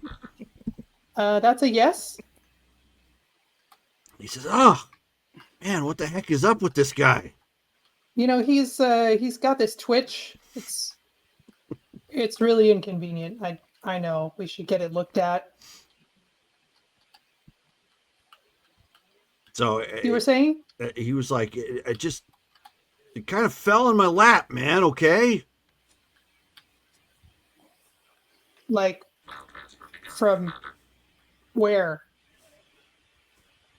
From air? I don't know. It's not like I was looking around watching for it. I was just out back, minding my own business near the dumpster, and all of a sudden, poof. And then what? I said it looked kind of cool and looked around to see if somebody was there. It's kind of a weird question to ask. You don't normally look a gift horse in the mouth when it kind of falls in your lap, like that. Then I realized it had like these really cool like stuff, like it's like armor and whatnot. And I was able to take whatever I wanted, so I just did. Tired of being hungry. How long have you been using this suit? A week or so. And what have you been doing with it? I thought I just said. Stealing food for a whole week? Well, yeah. Have you been here? Have you been traveling? I thought I was in the United States of Canada, so I guess I traveled. Did you push any of these buttons? And she's going to indicate his like conduit unit. Okay, and so so when you look, there's no conduit unit there. Oh, okay. So that one's out. So he's like looking. He says, no, that stuff like I added." I'm gonna go on comms and say, "Hey guys, could one of you go pick up some like Whataburger?" Yeah, I'm on it. I'm on the ground. Guy? I'm on the ground. I can do it. Okay. We're gonna return the stuff that he stole, but might as well give him some lunch or something. Right. Okay. Thanks. Hey, where are you guys anyway? Yeah, we're on the roof of XYZ building. Awesome. All right. You know what? I'll just call you. They're not more than maybe a block over from where you're at. Oh, nice. Okay. So, yeah, he'll stop by Whataburger, get a bunch of items, get something, get a little something for everybody else too. And he'll head over to the building and it's like, okay, I'm here. And he's like, gonna look up. Sledge, would you wait? Sledge is holding the guy down. Ixion, can you pick him up? Absolutely. Start heading that way. Okay.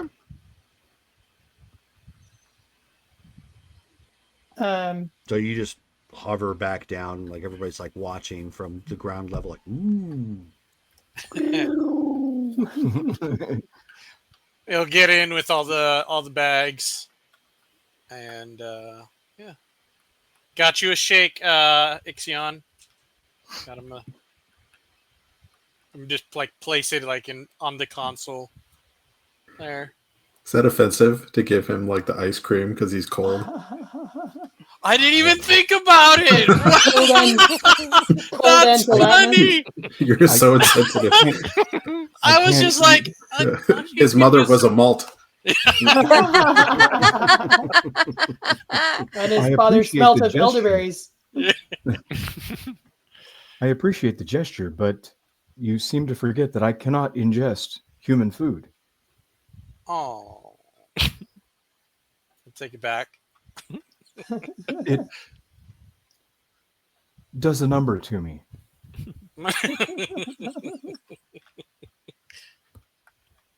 All right, all right. Yeah. Um, I guess we end up on the roof, Yeah. and yeah, let's just start handing out burgers and stuff for everybody. Okay. Yeah, and it's like, here you go. Get a good look at the guy. Like, oh, okay. This dude really does look. It's kind of odd. It's really almost like a 1-to-1 for our suits, you know? Uh, actually, why don't we take this guy back to the vein, because that's where my scanning equipment is, and I have a feeling that this armor is part of the puzzle. No way, man. I don't want to go to no hospital. Keep my veins inside me. No. It's our secret hideout. Oh, because that but doesn't you know sound what? that doesn't sound any weirder. You're already in the white flying minivan. Yeah, well, Is there do a you tear want some stained lunch, or mattress that I have to lay on? do you want some lunch or no?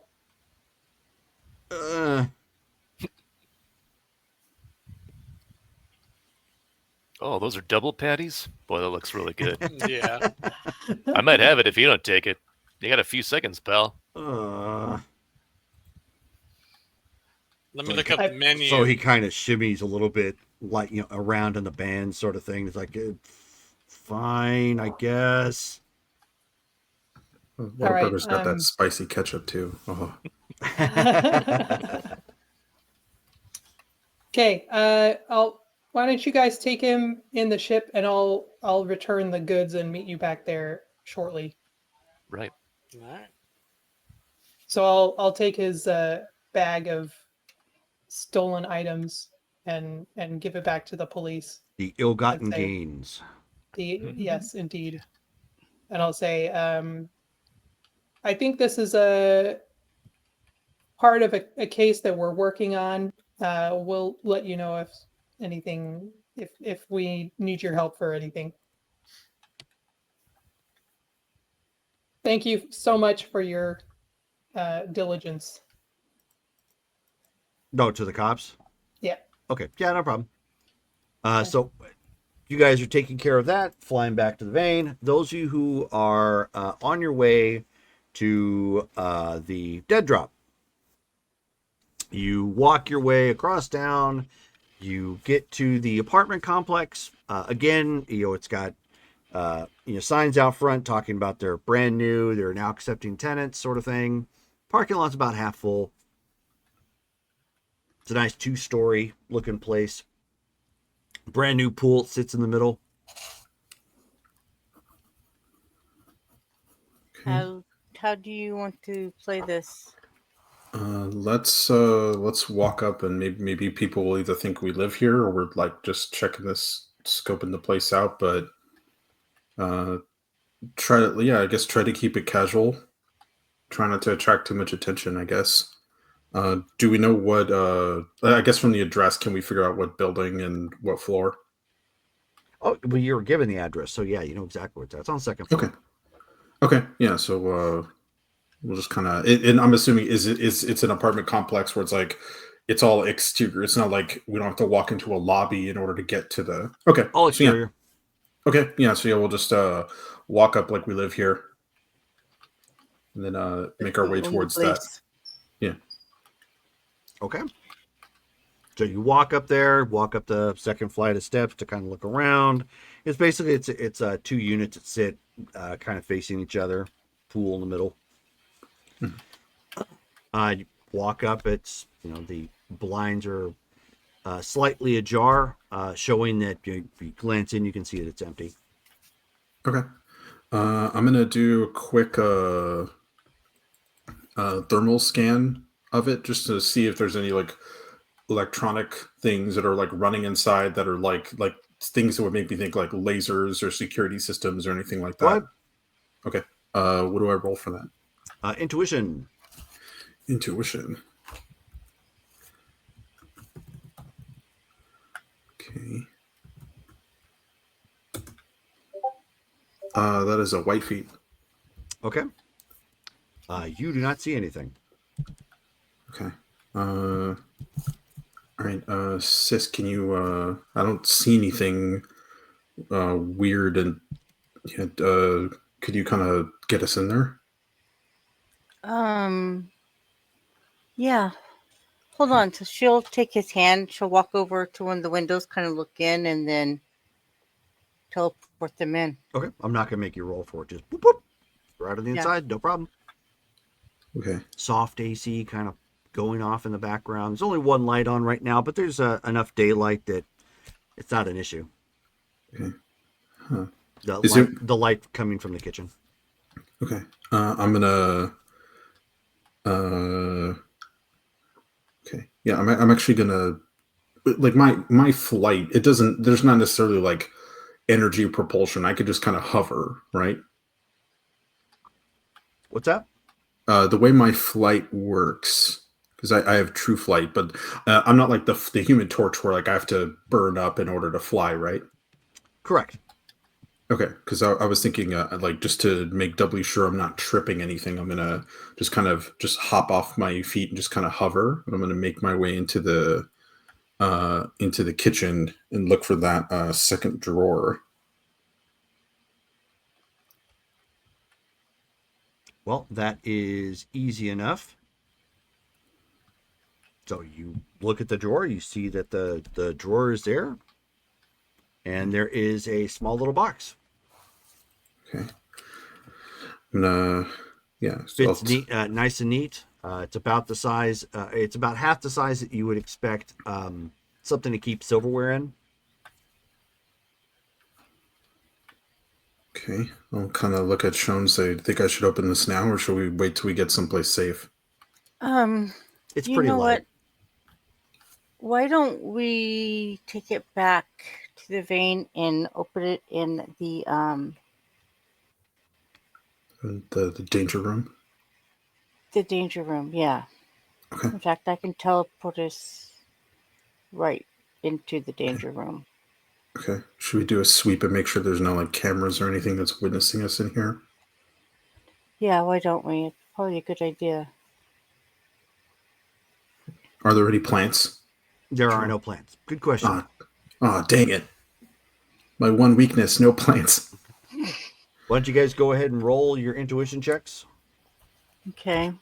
I forgot I have the book here. Okay. Oh, you have a monstrous intuition? Nice. Mm-hmm. And I rolled a white feet. All right. Okay. Mm-hmm. Gotta love that. Okay, let's see. I have yeah, I'll just roll it again. It's fine. Let's see. Just see what happens. Come on, new shoes. Yellow feet. Yeah, so you look around, everything looks pretty clear. It's nice and clean, ready for tenants to inspect and possibly move in.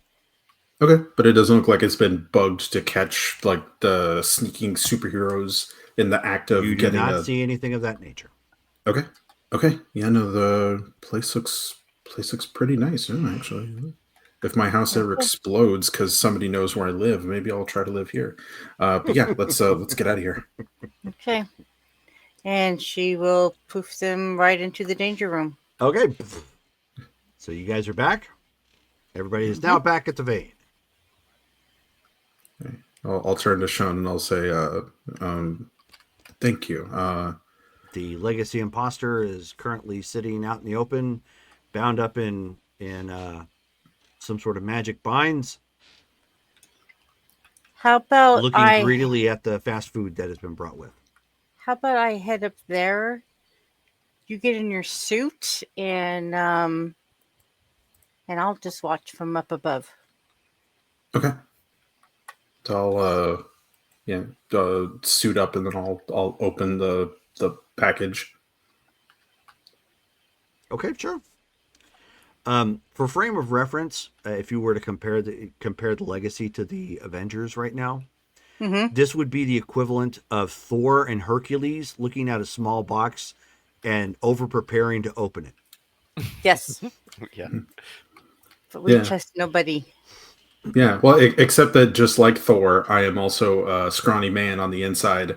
So, like the classic Thor, where you Oh. break that dude in half. Like, it doesn't matter how good his stick is. That's funny. So, you open the box, Mhm. and there's some paperwork inside. Okay, I was like, I swear, if it's another cell phone, yeah, I'll pull out the paperwork. Can I read it? Yeah, They're yeah. trying to reach you about your car's extended warranty. Yep. It's No. it's in English, and then on the other side there's a little bit of a map.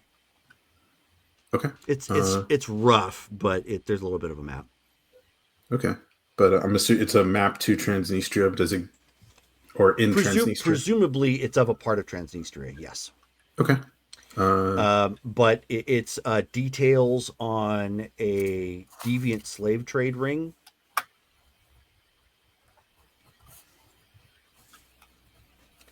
And there are times and dates specifically as to when they meet. There is one coming up in 2 days, according to the information that's here. Okay. And specifically, there is a number attached to it. It looks like it's probably some sort of a serial number. And given that you're from Senia, it kind of lines. It's not an exact match, but it kind of lines up like that. So they may be coding people specifically for trade purposes. Okay.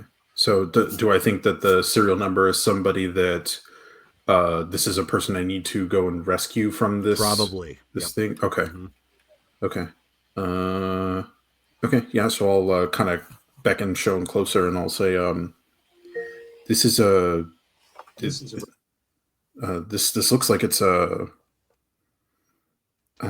it's a manifest for a deviant slave trading ring." Oh, Yeah, interesting. it's giving us time. There's a date in 2 days, and then there's a serial number. I'm guessing this is somebody we got to go and rescue from. And it's in Transnistria. Yeah, and we even got a map to it. Okay, let's do it. Okay. Yeah, let's bring And I've this. been there, so that'll be easy for me to. You don't know where Pop that's us at, over. but you've been there. No, but she's been in Transnistria. Right, but you don't know where that is. It's not like you have like a Right. working map in your mind that No, tells you but where she everything can is get at. them. But what she's saying is she can get them to Transnistria and go from there. You can. Mm-hmm. Mm-hmm. Okay.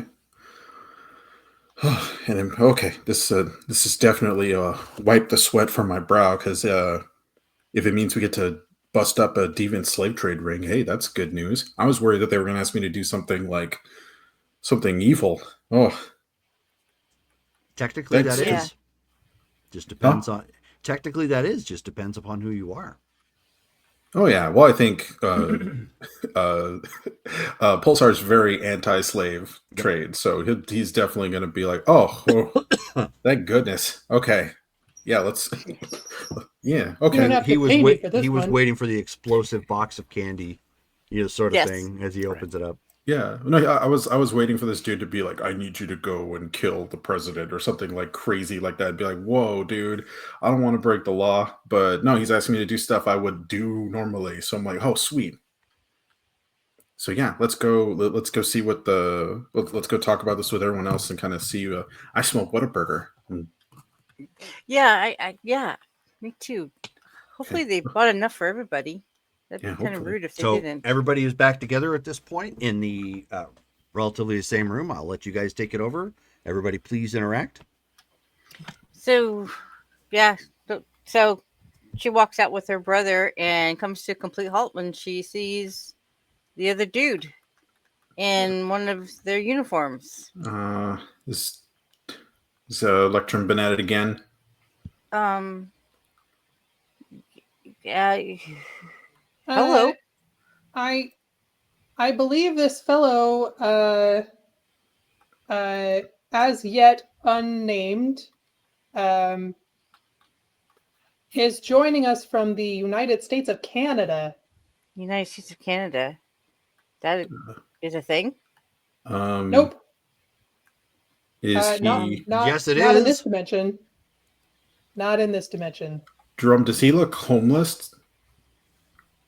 Like a Define how homeless should look. well, like aside from like the costume, does he look like he's like lived a hard life on the street kind of thing? Or Why don't you give me an intuition check?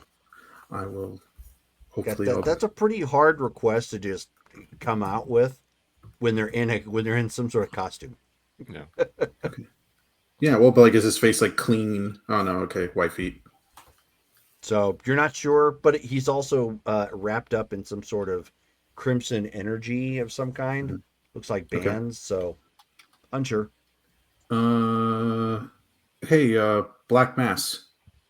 Well, actually, does the costume, does it look like one that we've seen before? I know it's the legacy stuff, but does it look like Hyperion's old suit? It looks similar, yeah. Okay. Black Mass, could you scan him to see if maybe the suit or he is from another time? What if it's like that boot that hit Sean in the face? What if whatever happened to Hyperion, like all of his clothes popped off? That's what I'm thinking, yeah. Would be a little easier if this guy wasn't wearing the suit, but I can do what I can if you want. Wait, you're not going to strip me naked, are you? Well, it's not your suit, pal. The hell it's not. Also, we're not into that. But we do need to get a read on the suit. Look, if you cooperate with us, we'll feed you and we'll kind of hopefully. Are you from? You said you're from the United States of Canada. Yeah. Who's the current Wait, I'm trying to think of like questions we could ask to see if this guy is like a time traveler or something. What city in the United States of Canada? What's the current? What do you think the current year is, pal? Everyone's throwing out random. So he's like bouncing all the questions off of him, and he's like, "It's like 1985, man." Oh boy. 10 years ago. Does that make sense to you folks? Be a time traveler? Maybe the suit brought him here to the future. Does he have any money? Did he have any ID on him? He had a credit card, but it doesn't work. Hey buddy, can we see your credit card? I'm kind of tied up right now, man. Is it in your pocket?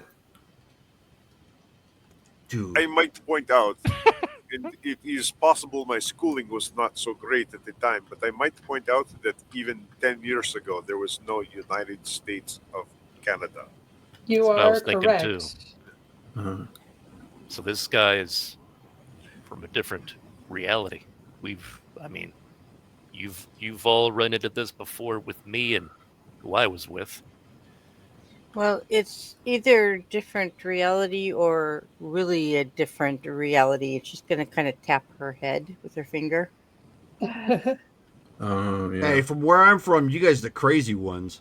Binding me up, trying to make me naked, giving me, throwing me in some free candy vessel, and then, telling me you're going to try to fuel me up to get my card. All right, pal. Here's a burger, and he like puts a burger in the guy's mouth so that he just starts eating it, even though he's like kind of tied up. Well, that's kind of difficult, and it's weird. So he's like chewing on it, but it's like falling off all over him at this point, and just becoming a mess. And that's fine. That's kind of part of the thing. It's just keeping him busy. So right. when he's doing that, he's then doing his thing to magically kind of sense what's going on with him and the suit he's wearing. Sure. Let's see. Should I be rolling like intuition or psyche? What do you want me to roll? I thought we were going to use the scanner that we brought over from the office. Yeah, to see if the suit is like a temporal thing. Yeah. Oh, that's true. Isn't that what we did before? That's right. Well, yeah. All right. Use the scanner then. Might work out better.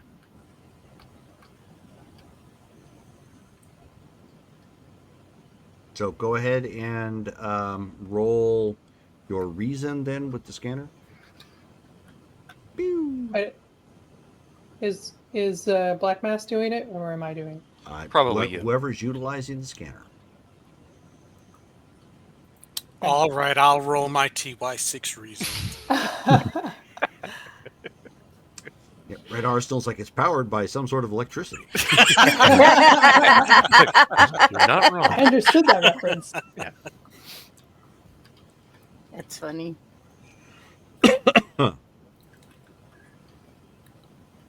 I can never remember the difference. Which one's bigger and smaller, the AA or the AAA? Green.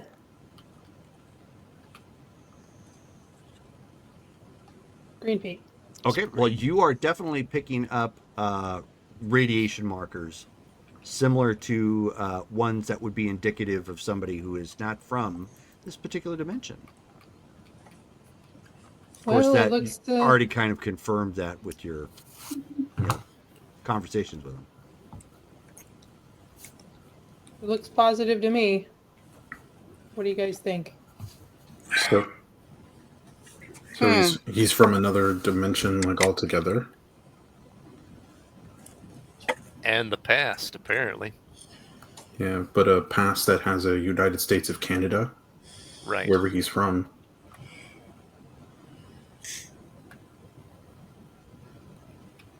So, Well, okay. So what do we do about it? John's gonna get close to him and kind of kneel down in front of him. So, do you have a name? Yeah, he's got double patty in his mouth. Might want to help him out with that. He says, check my pocket for my ID. She will. I swear that's what I heard. She'll move the. She'll kind of cringe, but she'll remove the pieces of burger from his mouth.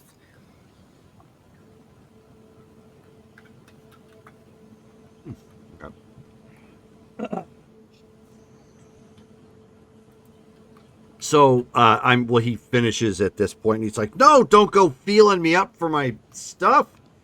But look, buddy, we want to. It's very clear you're not from around here. We'd like to send you back, but we need a little bit more information on where you're from so we can get you back to where you belong. You don't want to stick around here, do you? He like looks around, and the fact that he's in binds and whatnot, and he's like, you drive a hard bargain, buddy. Yeah, but I mean, you want to head back to wherever your home is, because there is no United States of Canada here. Does it really matter? So Doesn't seem like he had much of a life to go back to if he was living on the street, scavenging for food. Oh, what is okay. your name? So he's like looking around, looking at everybody, kind of looking down at him and whatnot. And he says, all right, fine, I'll cooperate. Just get me out of these bands. This is like inhuman. I would point out that his story, even if we were to accept it as true, has a discrepancy in it that brings it into question of his sincerity. He says he is homeless, but he also says that no one would accept his credit cards. So, what is a homeless man doing with credit cards? Maybe he stole the credit cards. Exactly. So did you found this uniform here in this reality? I don't even know what reality you're talking about at this point. All right, or look. really reality, or whatever the Shakespearean nightmare that I'm in, or whatever the hell. Look. So where you come from, what do they call you? Human? Okay, no, your name. What is your name? Look, let me out of these bands. Otherwise, I'm not going to talk about nothing. Because I'm tired of having food shoved in my mouth and people hovering over me, and and stepping on me and the whole thing. You know, Fine, we shall turn him over to the authorities for stealing credit cards, which is fraud, and you know, stealing materials, which is theft. I would go ahead and let him out. If he tries to run, Lightbringer can just hit him with her thermal ray. Fry him on the spot. You okay with that, buddy? So let me get this straight. So I'm already going to be manhandled. I've been bound up, food shoved in my mouth. I've been thrown into the free candy hover van, and now I'm being threatened with police that apparently aren't from the dimension that I'm from, and credit cards that didn't come from here, and now I'm going to be fried. Yeah, it sounds like a great day, lady. Only if you run. Where am I going to run to? Well, if you I'm try in to do some something weird-looking cave. If you try to do something stupid. Define stupid at this point. Oh my god, just answer the questions. What is your friggin' name? I'm not answering anything until I'm let out at this point. If you're going to throw me to some constabularies that have no idea who I am, then go ahead. Let's go see how that happens. Black Mass turns to Lightbringer. You want me to let him go? I'm worried about him using those gauntlets. I mean, it's this guy versus the rest of us. We're gonna beat him if he actually does anything.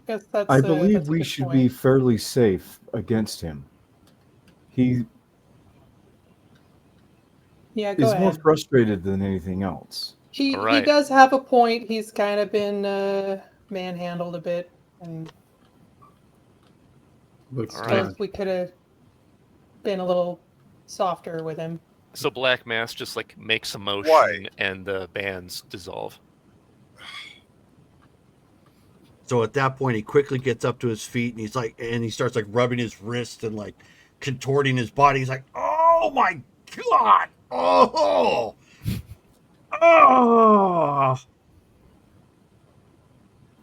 there goes the L7. I mean, honestly, we're not. Sorry not about usually... that one. Oh, did he fart? Yeah. Are you done? We have to dry clean that suit. We're not usually in the practice of holding prisoners, and this is maybe not how I would prefer us to treat them. And he's like, "What?" And he's like looking around. Am I in like a comic book or something? Like, what the hell is this place? You're wearing a super suit and making metal beams.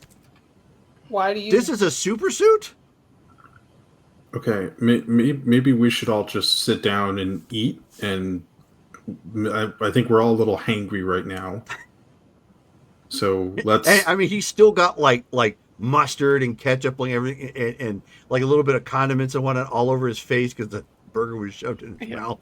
I will hand him some napkins. And he's like, "Oh, thank you. Oh, good burger, but for crying out loud, Yeah, you're gonna be smelling that for a while. It's Whataburger.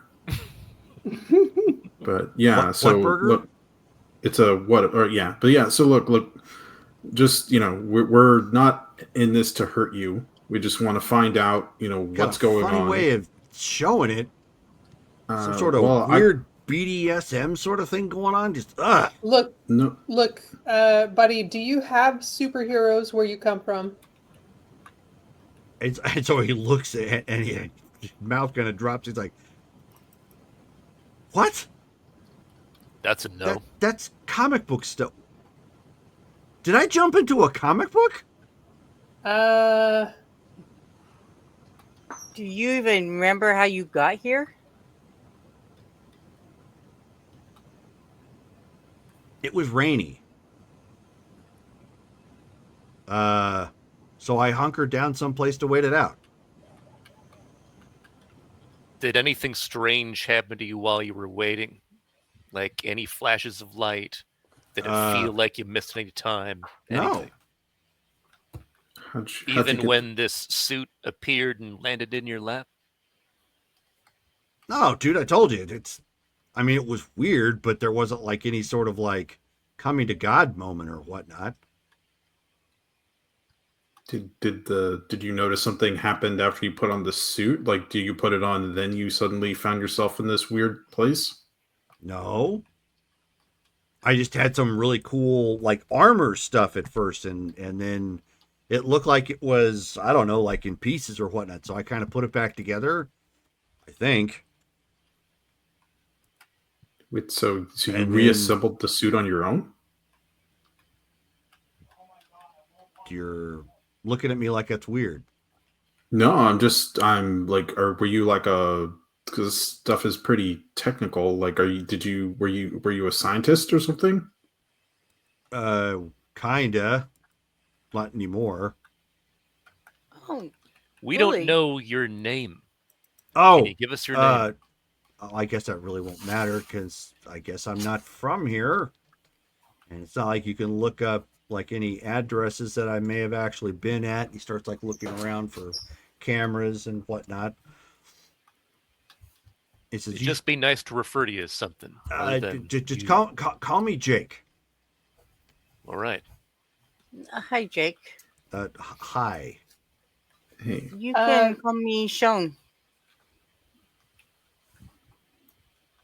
What did you show me? No, my name is Shone. Like past tense shown? Mm-hmm. Is that like your superhero name? It's Like Egyptian. No, it's Egyptian. It's the name I was born with. Oh, well, I thought maybe you like jumped back and forth in time or something with a name like that, like shown. No, it's Egyptian. Okay. Not that I know what that is, but okay. You don't have a place called Egypt in your timeline? In your place? No, I have no idea what an Egypt is. All right. Oh. Can It's completely you different from. can you draw us a map of the United States and Canada? Why is that going to matter? How's I'm that going just to help us really get him there? curious. I mean, I guess I could have. Geography's not really my thing, but are you just looking for like the general shape of what it looks like, or? I'm just really curious what the state of your world is. Okay, weird, but all right. So I mean, you got a pen and paper. You guys got pen and paper here, right? Of course, yes. Okay. So Well, I mean, I don't grab know. it. Maybe it's some sort of Or like I'll give fancy him. I'll give scan him a. facts, whatever. I'll Right? pull out my whiteboard and give him a marker. gives like- a quill and parchment. Yeah. So he looks at that and he says, "Wait, you guys still use whiteboards?" They're very useful. Okay. Why? What do you use? Oh, it's like a plasteel board. I mean, So- I don't have one. I'm homeless, but a lot of classrooms use them. Glass steel. Is that what you used when you were a scientist? Yeah. Okay. Well, what did you study? Quantum mechanics. Why are you getting like really specific with me? No, it's like I want to know. Like, it helps us to know as much about you to help us get you to where you need to go. But you knowing quantum mechanics, maybe you can help us out with some stuff that we're dealing with. Okay. He's like looking around at everything here, and he's like, I don't see how, but all right, whatever. So he grabs the dryer, and he's like, oh, hey, I remember these. Kind of sniffs it real quick, sort of thing, and then starts like drawing it. Basically, he draws kind of like a rough shape of what the America and Canada would look like all combined. Okay. Kudos to him. I couldn't do that. I don't know what Canada looks like up top.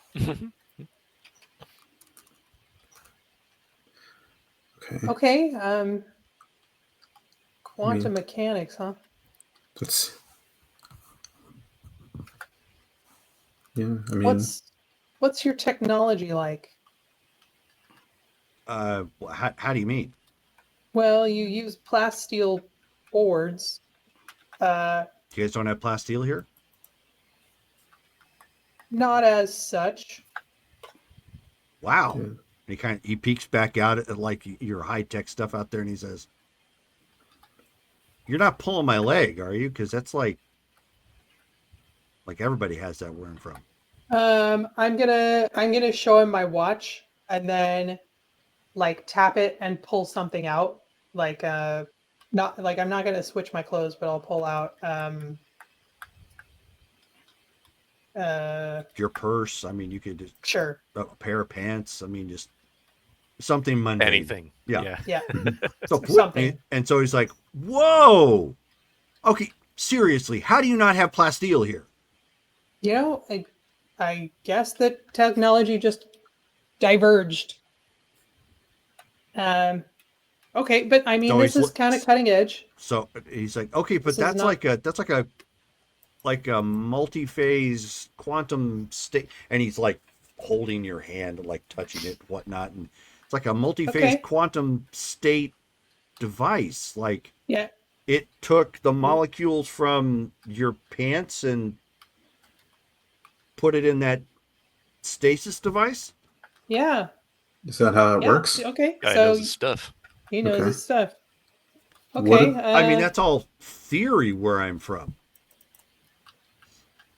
Sort of. like I said, it's a bit cutting edge here. It's not. It's the special equipment that my team uses.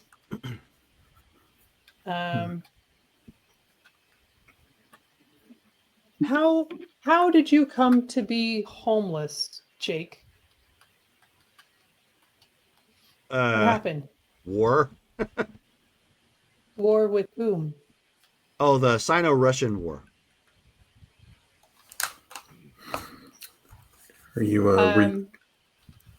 Who are some key figures in the war?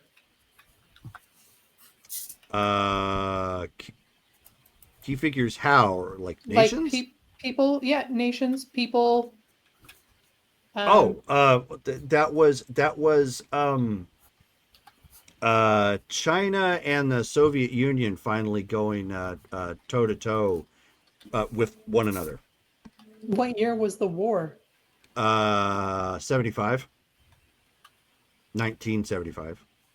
And okay, so 10 years before your present. How did a And- war between yeah. them affect you when you were on the other side of Earth? That is a great question, and I probably never would have been able to answer it had I not watched the news. Apparently, some guy from I don't know where the guy came from, but he called himself Dr. Clono. Ended up he was working for the Chinese, and they swept the Russians like without any problem. And right when they were getting ready to celebrate, I guess they just kept going. So by 85, they kind of had everything else conquered. So this Dr. Clono conquered your planet. Effectively, yeah. Well, how did that make you homeless? Did he just destroy everyone's homes, or what? I'm not Chinese. Oh, Is Dr. Clono Chinese? I have no idea. No one's ever seen him from I don't recall ever seeing him in the media or whatnot outside of his name. People tried to hold up and resist, but now it's communism everywhere. So China won the war, is what you're saying? Yeah. They just had massive amounts of tech and soldiers and whatever have you, and just kind of swept everything off to the side. Can I want to use my communicator thing to. Can I ask Helios questions like kind of privately through the earpiece or no? No. No. Okay. Because unfortunately he's in the room. Okay. Because I'm gonna kind of look at everybody. It's like, do you guys know? Does the name Dr. Clono sound familiar? We could ask Helios. Hyperion, yes, but Black Mass, no. Because it sounds like a guy suddenly appears, and then this country gets a lot of soldiers and technological improvements. Sounds kind of like what happened to Jake. You know, something from another place kind of popped into his lap and gave him something he had no idea what it was. Is it possible that Clono, like, because if supers don't exist where he's from, is it possible that Dr. Clono popped into this guy's world and just took it over? That sounds reasonable to me. Go ahead and ask Helios. I don't Okay. think that is worth keeping private. Okay. I don't think it would hurt anything. Okay. Helios, do you have any information on a Dr. Clono? Affirmative. Dr. Clono was once cited as the reason for a citizen soldier attacking Hyperion. The belief was that Hyperion was Dr. Clono. Oh, right. Citizen soldier still in our dimension? Unable to conclude. He joined another super team, didn't he? Affirmative, he did. So our Dr. Clono pops into another dimension or another timeline, and then just uses his what are Dr. Clono's abilities, Helios? It was undetermined. Oh, here. Okay, I have some stuff in my notes. Goodness, that was a while ago. Yes, But it was. But And Dr. we had Clono and Migas for Hyperion. breakfast that day. Yeah. But Dr. Clono and Hyperion were confused, or Citizen Soldier thought that they were the same person? Citizen Soldier was under the impression that they were the same individual. This would infer that perhaps Hyperion is Dr. Clono in some Or- other dimension. Yeah. Interesting. Okay, so I have that he was in the Protectors, which is an East Coast and ish Boston area group. Correct. The leader is Black Kestrel. Can't wait to hear the Boston accent. Not happening. Helios, can you place a call to the Protectors? Do you have a contact for them? We do not, unfortunately.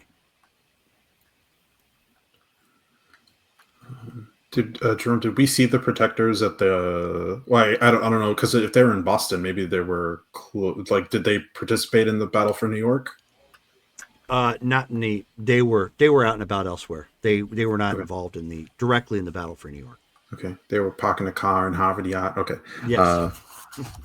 Black Mass is going to turn to Lightbringer and be like, is there a way we can scan him and then scan the suit to see if they're from the same dimension or different ones? And like you said earlier, it probably would be easier if he were not in the suit at the time that we did the scan. Can we say to this guy, we'll give the suit back to him because it doesn't seem to be yours and it's no one else's?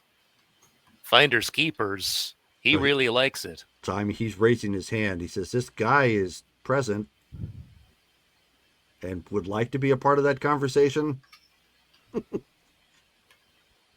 Well, are you fine with us borrowing your suit for a moment to scan it and we can give it back to you? We can give you something to change into. Yeah, yes, I got showers need here. Something to change into because we're not into that stuff. Yeah, you don't want to see what's underneath. Yeah, we got showers too. If you know. Okay, now I'm curious, but his sledgehammer's maybe not like that curious. I'm not curious in that way. Yeah. Hey, buddy? How about I show you where the showers are so you can take a hot shower. We'll hook you up with some clothes, and then you can eat while we're testing this stuff? Sure. Can you give me the clothes first? Sure. Do we have something? Do we have something that'll fit him? Presumably, what? you have. You still have some of Hyperion's clothes here. Yeah, I was gonna say I assume Hyperion's got clothes here. Okay. Is this guy like the size of Hyperion? Because you described Well, him it's as being just lanky. Close, yes, the but lanky. Hyperion suit seems to fit him okay. So wait, Okay. old but, Hyperion's clothes. but Hyperion was he was 'cause like big and bulky, right? didn't he recently get bigger? He did. So probably some of his old clothes are in there, and he won't even need those theoretically. Okay. Yeah, just go raid his closet. Okay.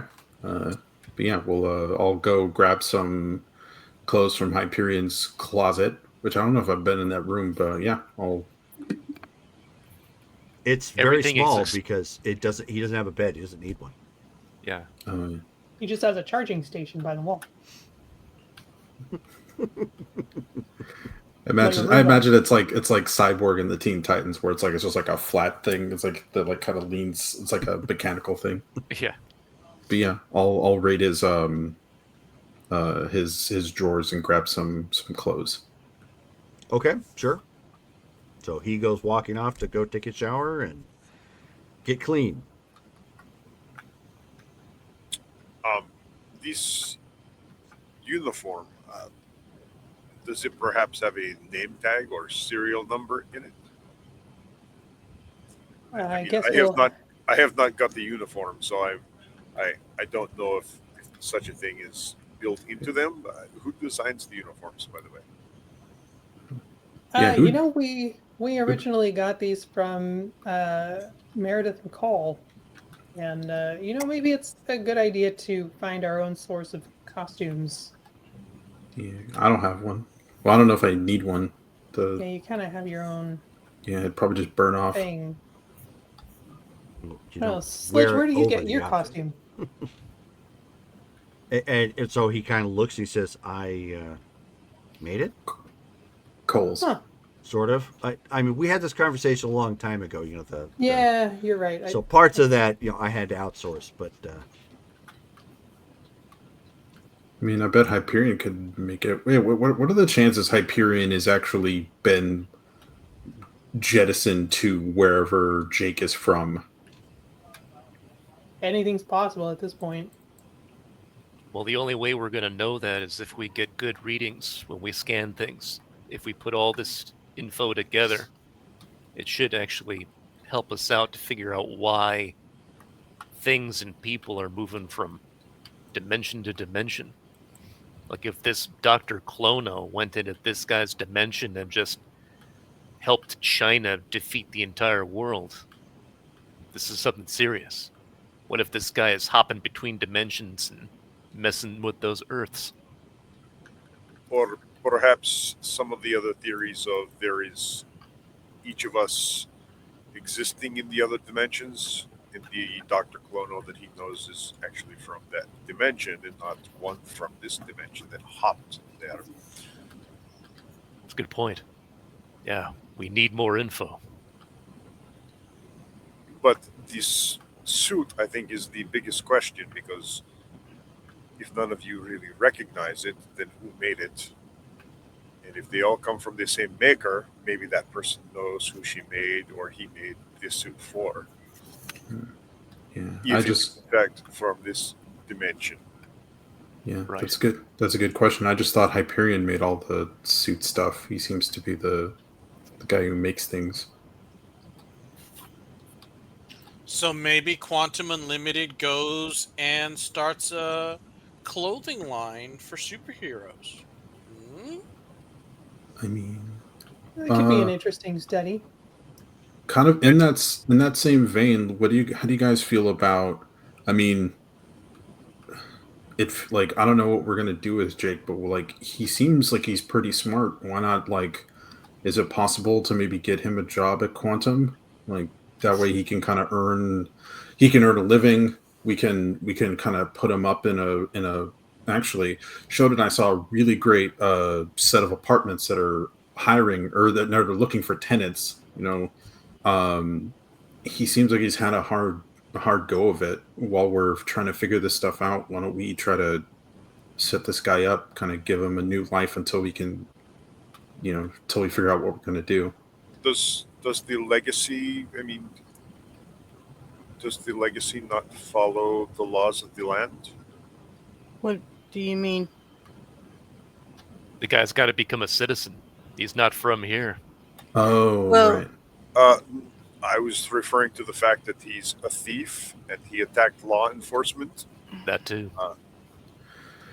Do you Yeah. guys not believe in the law? I mean, yes. Um, Oh, he attacked police. Well- But he's not from here, and who knows if the laws of his land are the same as the laws of ours. And I know that's So We know if I it's go cute, rampaging but- down the street and start stealing stuff, it's okay with you? no, of course Well- not. You know better. But at the I- same time, I think there are extenuating circumstances. Like when we brought the refugees over from that other reality, yes, we needed to work with the government to get them refugee status. They had to be quarantined. It was a whole thing. But we And didn't for- commit crimes the moment we got here. I think Heat Phantom is talking. The guy did commit a petty offense, but still. so what do But we do when somebody is from a totally different reality? I mean, how do we advise the authorities to process somebody like that? Yeah, and if he were to just get thrown in jail, how is that going to fix anything? I see your point, Heat Phantom, but I think, he seems, it seems like, because what was he stealing? Food. So he was hungry. Like, I think rather than, Yes, And we gave it back. that is very small compared to the fact that he used technology to attack police officers and the legacy. He's acting like a villain if you wish to place superhero versus other behavior. And now you want to employ him and give him a home.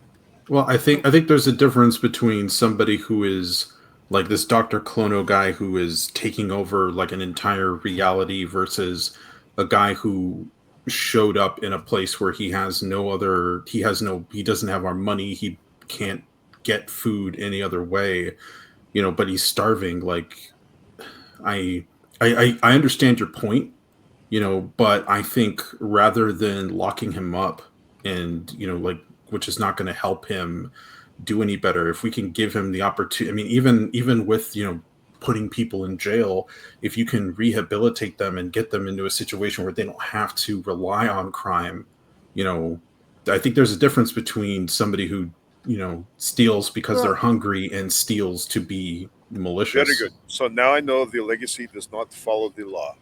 Excellent. I can work with that. That's not necessarily true. Plus, also, It is true. You guys literally aren't following the law. I mean, we You didn't. went to a nation that didn't. I mean, we all went to Brazil. We weren't supposed to. We didn't go through customs or anything. Then we came back here. Then we interfered with the police procedure. Heat Phantom is right.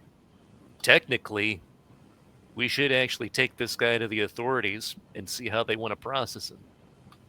If you guys are superheroes, I mean, like what Heat Phantom is bringing up, it's kind of confusing. Do you guys get to choose what laws you follow? And what kind of example does that set for others? I am not from this country. I'm from a country that has been at war, and what I am saying is more to the fact of I need to know how I am going to work with the legacy, because you now say I'm part of the legacy, but we are in America where Americans follow the law and you are not following the law. So now I know that I do not have to follow the law. I think we do our best. Honestly, we have these discussions a lot. We do our best to follow the laws, but there are circumstances where we need to circumvent the law in order to operate for the greater good. And that's when we have these discussions about what is appropriate for us to do and what channels that we need to try to follow legality. And if he's sitting in a jail, how do we get him back to his own reality? This guy doesn't belong here. If Well, you were my his, would all- you want to go back? My answer to that would be you work with the law enforcement people to say we are attempting to correct the situation and work with them, but now you are basically saying the policeman that was attacked, it is fine for him to be attacked. He has no recourse and no position to charge the person with the assault. Um, and now you wish to give the person a home and make use of his abilities. That is not necessarily for the greater good. That is for your greater good or our greater good, perhaps, if his knowledge and expertise applies to things that we are doing. Sorry, guys, but I kind of agree with Heat Phantom on this. So I what mean, should we do then? if we are to follow the letter of the law shown, Yeah, you and I You- shouldn't be here. you, myself, and Pulsar are all illegal aliens. yeah, Hyperion's not even a citizen. As am I. yeah. And if we were At following least- the, And you are at least natives of this planet.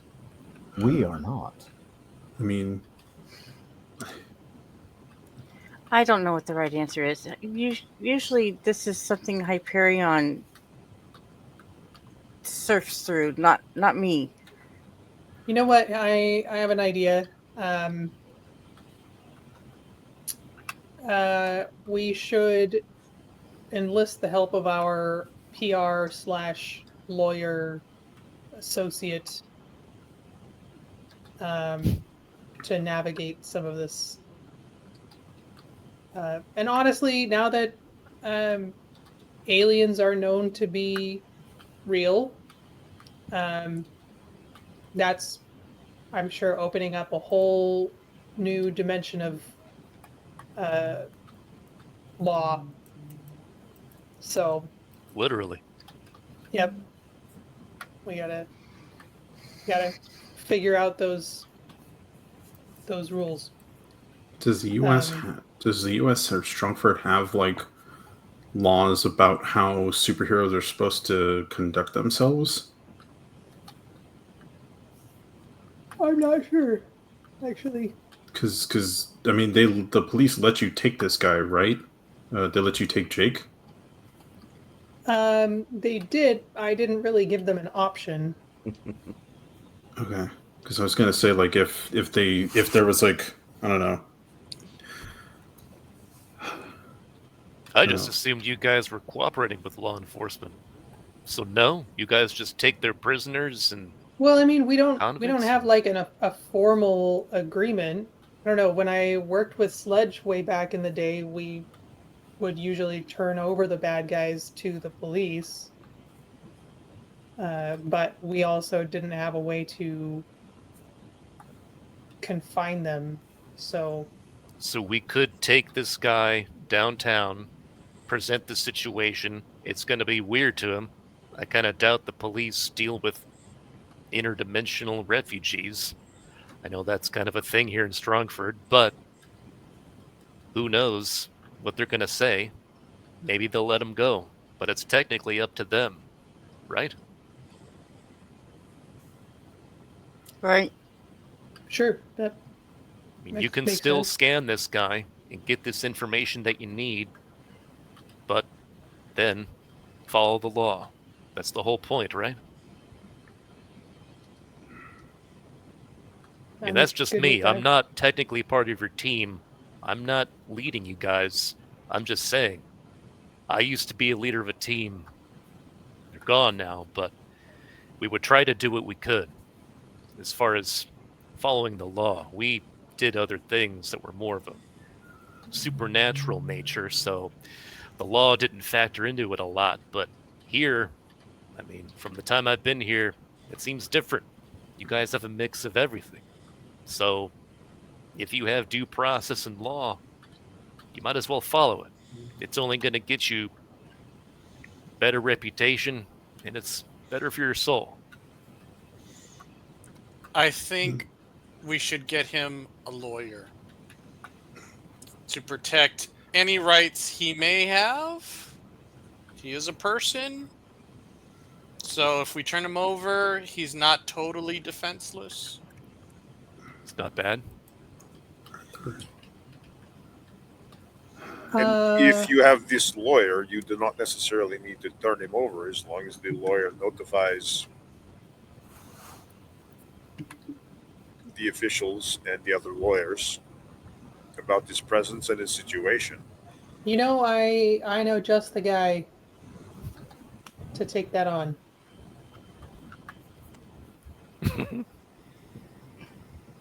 Jerome is laughing. Do I get to sing it? Yes, you do. Stephen P. New, Stephen P. New, Stephen P. New, Stephen P. New. Call Stephen P. New, Stephen P. New, Stephen P. New, Stephen P. New. If you need to sue Stephen P. New, Stephen P. New, Stephen P. New, an outlaw mud show or two, he'll sue their ass. Does that just start playing like when this guy is mentioned? No, that was just me. Oh, okay. Well, it's better than Better Call Saul. Yeah, okay, so Helios, please call Stephen P. New.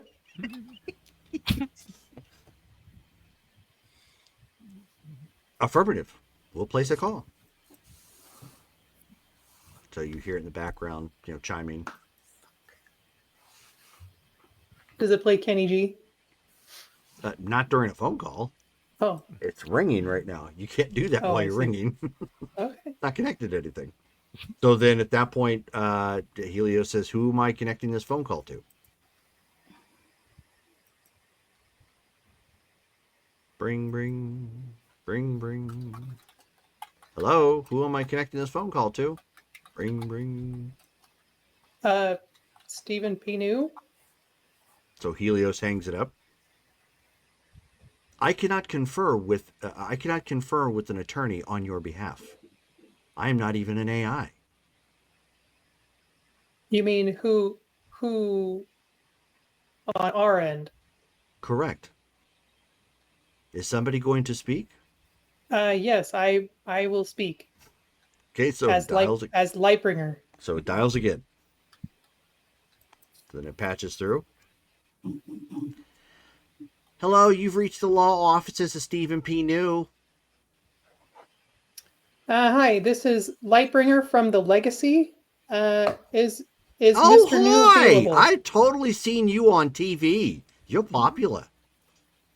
Thank you. I have an interesting legal case. Oh, Wondering honey, if Mr. that's all New we is, do is interesting cases here. That's why I'm calling. Is Mr. New available for consultation? He's not currently available at this moment, but if you'd like, I can pencil you in for sometime soon. How's tomorrow at 11 p.m. or 11 a.m.? Sure. Excellent. And will this be a teleconference or will we be seeing you in person? I just have to ask because I may want to ask you for your autograph. Due to the delicacy of the matter, let's go with a teleconference for this at this moment. Oh, sure. Let me go ahead and get all that penciled in for you. And would you like an email confirmation with that? Sure. And I'll give her the Hotmail. All right. So she says the legacy at hotmail.com. Okay. Is that, do I have that correct? Yes. Thank you. Okay. And be sure to call the number about 5 minutes early just to make sure the connection is established. All right. Will do. Thank you so much. Hangs up. Okay. Well, we have an appointment.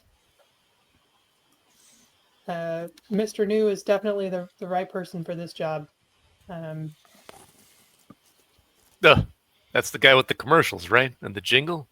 I've seen that a few times. We used him before for another tricky SPB case, and it was a good move. So All right. Well, now time for scanning, right? No, Assuming he's done. Yeah, he's still in the shower at this point. So Sledge at this point is shrugging. He says, "So who am I putting in inhibitor cuffs? Because we've got like half a dozen illegal immigrants at this point that need to be deported." Very funny. I'm not laughing. That was the whole point of everything that just got brought up.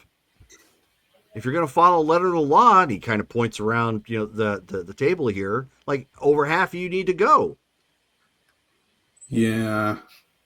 I might be able to contact people since I was already within this situation. If you guys need help through the federal government of becoming actual naturalized citizens, it's They a weird already process. know but that we're here. That's just it, though. They know we're here. do you have documentation that proves it? I'm not a secret to the United States. Yes, you are. Well, it's not necessarily a matter of a secret. I mean, well, let's like every citizens have a social security number, right? It's kind of like that. You just gotta cross your T's and dot your I's. Jerome, with my status, like where I was essentially working within like the military and then through like a bunch of government agencies, do I have citizenship here? You have a visa that allows you to be here. Okay. As your citizenship, but still, it's more based upon, what do they call it? It's asylum. Like a special working visa. Oh, yeah, it's more asylum type than anything. Yeah, because I came here, but obviously not as Pulsar, like all that. The point Sledgehammer is making is ultimately that conversation got way too far in the weeds. Yeah, no, and I am also because if that's the case, everybody needs to have cuffs slapped onto them and held accountable. Yeah, the whole letter of the law sort of thing is way too far off to one side and way too black and white. Yeah, no, and I think because the reason I was asking because I wasn't sure how, like, especially because like I was a refugee from Syria and then immediately just kind of put to work in the government as like a pilot. Right. But ultimately, what Sledgehammer is getting at is that if you're trying to base everything off of letter of law, like that, how that whole thing opened up, everybody here has done something illegal and needs to be held accountable, regardless of your immigration status. Yeah, you're fighting on enemy territory, or you're causing property damage, or you're going around in a costume, committing potentially hostile act. It's like I said, it's way too far into the weeds and way too far into the black and white, where in a world of this nature, it has to operate in a shade of gray. And if you're way too far into the essentially the Civil War aspect of it, because that's what they tried to do, then that's ultimately what you're doing, and that sort of logic is unfortunately going to kill the game. Yeah, no, I was asking because like I wasn't sure what my status was in the Pulsar. Yeah, I understand. Yeah, I'm addressing it overall, not you specifically. Okay, yeah, but I'm a much more of a greater good kind of person. Right. So that's kind of how I feel. Which is the whole of the genre, actually. Yeah. I think we should do the right thing whenever possible. Look, we should definitely get that matter looked into so that we have some kind of legal protection status. No status. For the team, and I think we can reach out to the senator to help that along. I was just going to mention that. Could we not reach out to him? I mean, I think we definitely should put it on the docket, but maybe not the most important thing today. So for the time being, let's just operate as we have been. And then when the opportunity arises, we'll address that as soon as we can. Lightbringer, roll an intuition check real quick.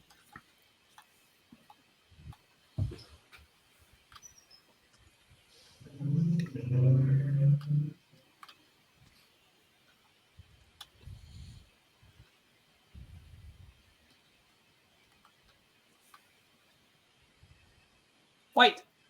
Okay. So much for that. All right, so you're gonna scan the stuff then?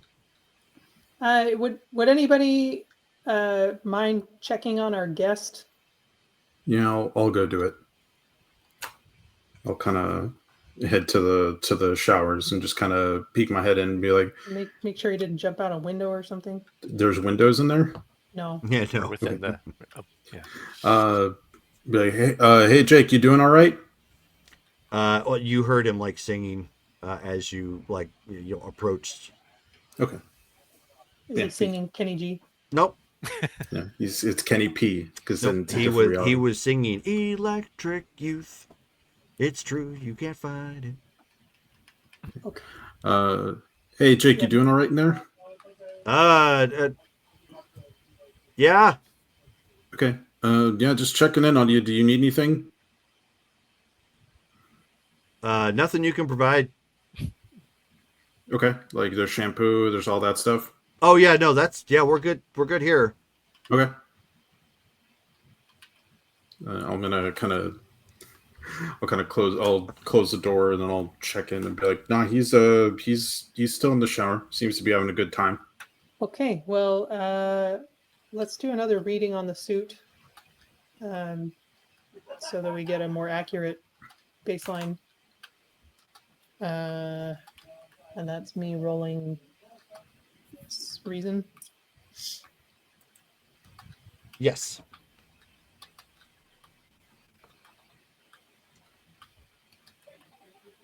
White feet. Wow. Okay, so it's taking some readings right now, but hasn't come up with anything definitive. You'll have to wait to retest that. Okay, let me play with the calibrations a little bit. Sure thing, Garrus. I'm gonna drink that milkshake if no one else is drinking it. Yeah, go ahead. Okay. Shoot, should have said something. Oh well, I'll get it with next time. Shall I Well, there- roll again? Do you want to? Yeah, go ahead. Do you want to pop chocolate chop it with 2 straws? Nah. I'm normally like a 2 or 3 milkshake guy. Oh yeah, you're big. Can't help it. Green feet. Okay. So you get a reading on it. You know, it shows dimensional energies. Or dimensional radiation, I should say. Okay. Does it have any more in depth than it did previously? Nope. You would need something to line it up to.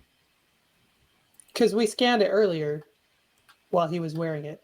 Yeah, so it matches what you had previously scanned. Okay, so nothing different from the first roll. That is correct.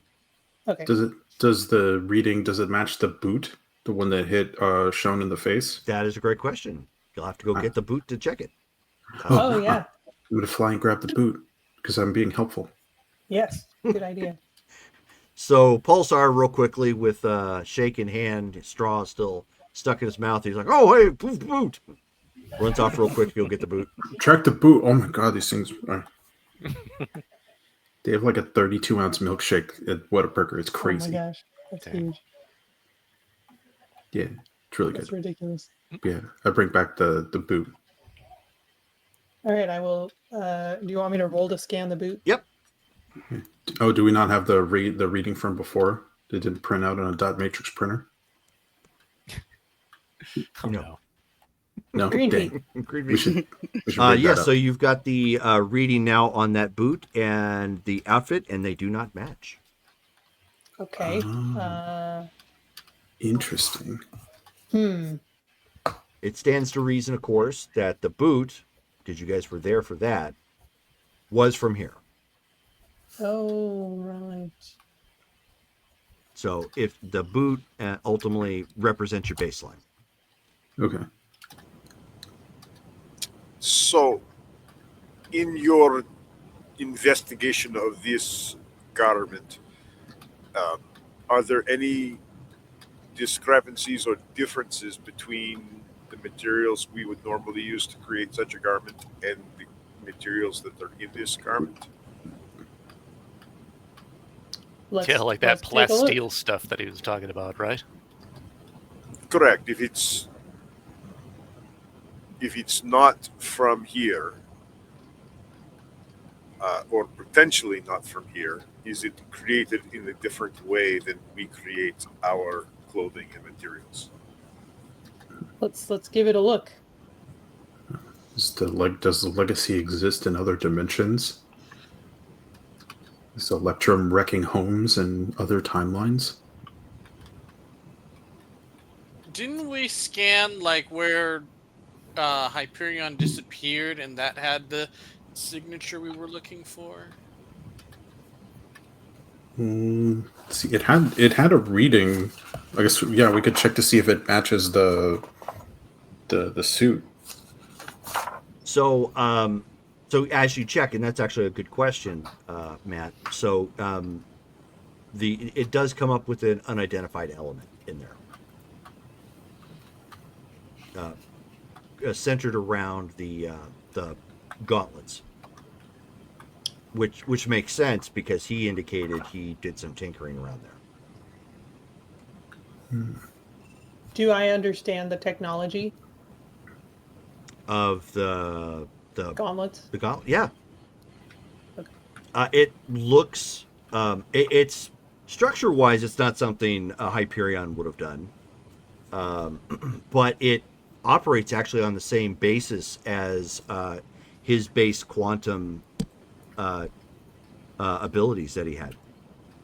It's just manifesting. Hyperion's? It's just manifesting it differently.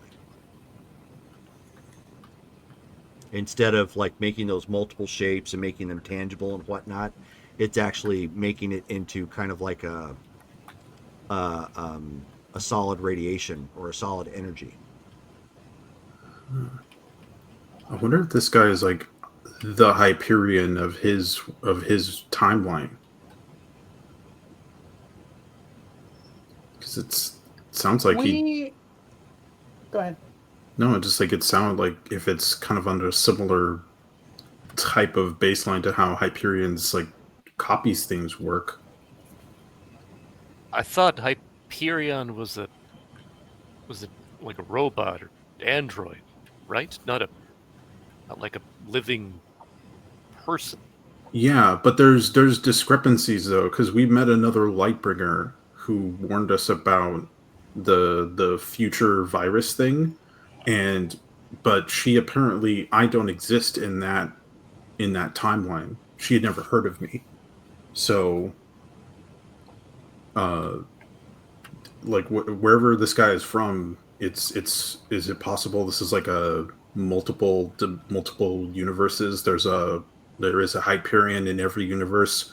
In this one, he's a robot. In this one, he's a dude who finds a suit and puts it back together following a great war. And at that point, Jake comes walking out of the showers. Hey, buddy, Just ready to be scanned? Just shirt and denim jeans. And he's like, Jerome, I have forgotten what that feels like. I didn't use too much hot water, did I? Don't even worry about it. I could make more. I don't even want to know how, but somehow I believe it. Jerome was his face covered when he was wearing the costume? No, it was pulled back. Okay, so seeing his face is not a surprise. No, just Okay. clean. Okay. All right. Have a seat. This will just take a minute. And Okay, I will so he just sits down. scan again. Does he look like a scrawny, lanky Hyperion? No, no. Mm-mm. No. Dang. All right. There goes my theory. Yellow. Okay. It's like Kelly's the one. So scans him, and he has a different signature from the suit. Okay, well, we know that the suit is from a different origin than he is from, and they're both different than where the boot was from. So this didn't come from here? Nope. Does the Weird. can we check this? Oh, sorry. No, go ahead. Well, kind of like what like Heat Phantom mentioned this earlier, but like, does the suit have like a serial number or like a name? Is it like He like mentioned it's- it. Nobody double checked yet, but Okay. in essence, yeah, it's got like a maker's mark on it. Okay. Can I read the maker's mark? Yeah. What's it say? It's just a serial number. Okay. How Do our suits have those? they do, but they don't look anything like that one. Okay. Okay. I'm gonna just make note of the serial number, just to. I'll ask Helios to kind of log it that the suit has this serial number. Sure. Okay. That's easy enough. Whoop. How is it that it looks so much like our suits and yet clearly is not made by the same? Well, It is odd, isn't it? I've talked to some folks based on doing what I've been doing as far as sealing up interdimensional weaknesses, and from what I've heard the big brains talk about, there's technically like an infinite number of universes. So imagine a universe where weird stuff is happening, and it probably exists no matter what it is. So you could have just infinite variation of these suits of Hyperions, of Pulsars, of Jakes, of me, probably. Some universes aren't going to have us, and others will, and it'll be completely different or very similar. Like, apparently, the only difference between one universe and another could be like an atom spins one direction instead of the other one or something. So you just have variety all over the place when you're talking about different dimensions.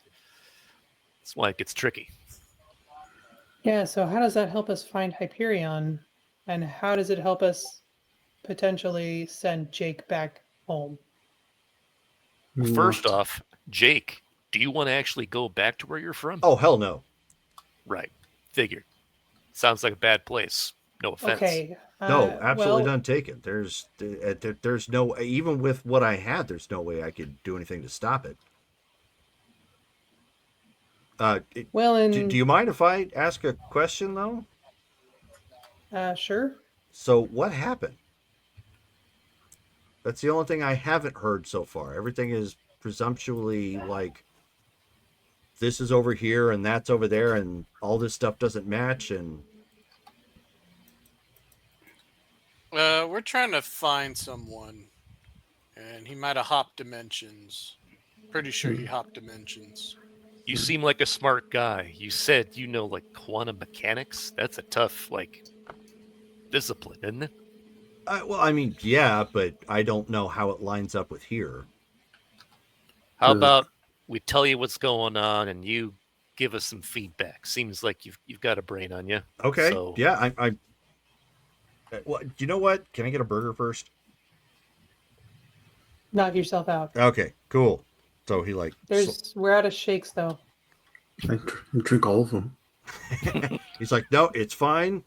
I'll take this. So anyway, so hit me with the news. Don't mind me. I'm just gonna eat and consume whatever it is you're gonna throw at me. And I'll pass over some more napkins. Okay, and he's like, oh, thank you.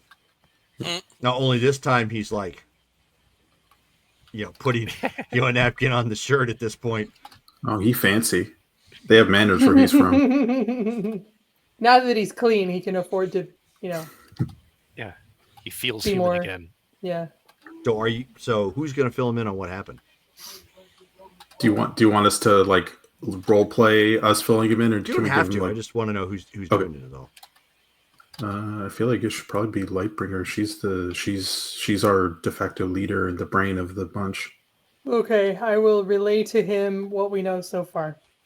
Okay, so he's like, all right, so he was And playing with one of I'm your. gonna go ahead and like lace it with techno speak in case, like, not, I mean, just in the sense of not dumbing it down, Right.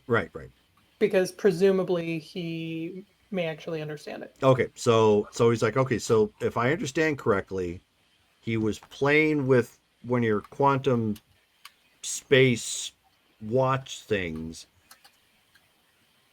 and he imploded, Yes. but some stuff flew out from the space that he was at, right? And then later on, uh Shone was hit with the boot. Yes. Very rudely. Can I see your fake plasteel board?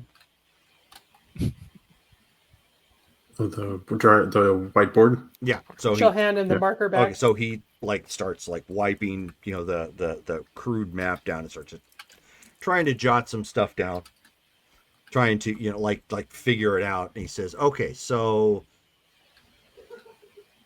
what sort of theories do you have around like the dimensional travel? Like, I again, this is all like brand new and still super theory where I'm from. Have you guys explored that at all?" Yeah,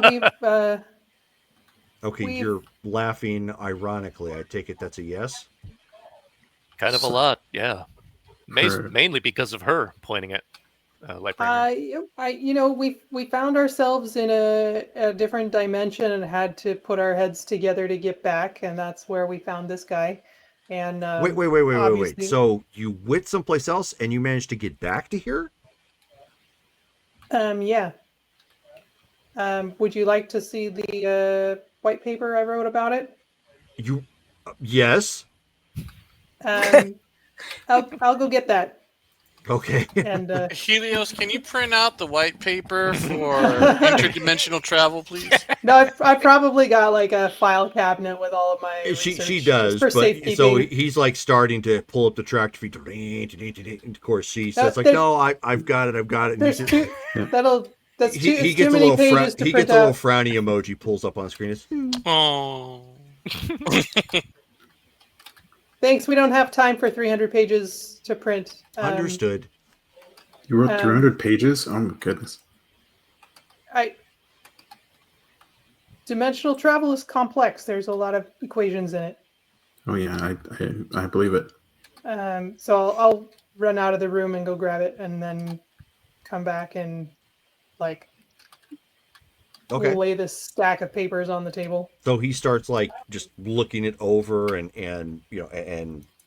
consuming it. It's taking like quite a bit of time, and he's looking at that and just kind of jotting some stuff down, and based on stuff that you have told him as well as what you wrote about in your published work, and whatnot, and he's looking at it, he's like, wow, you got this published in Scientific America?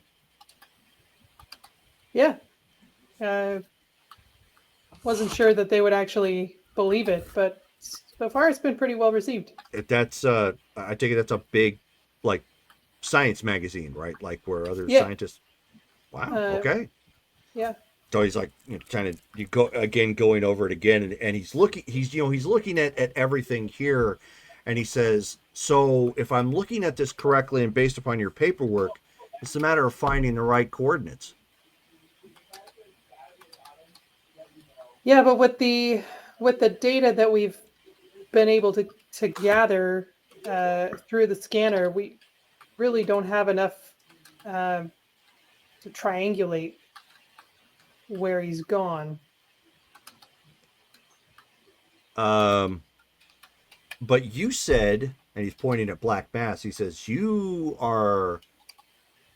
Is that magic, or are you sealing the stuff through science? I don't know magic."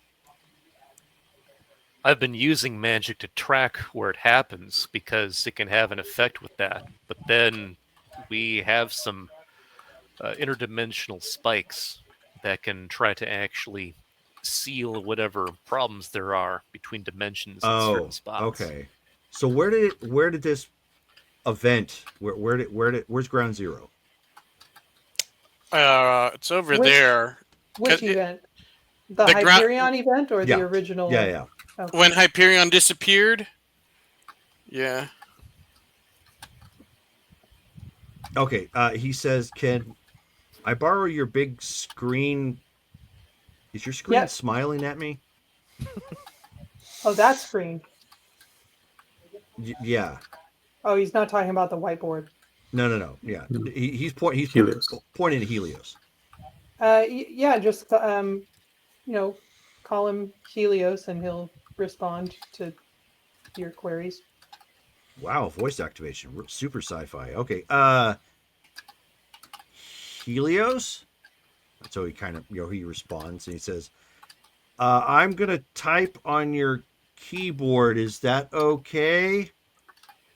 And so Helios is like, "Need confirmation from senior team member. Is this okay to proceed?"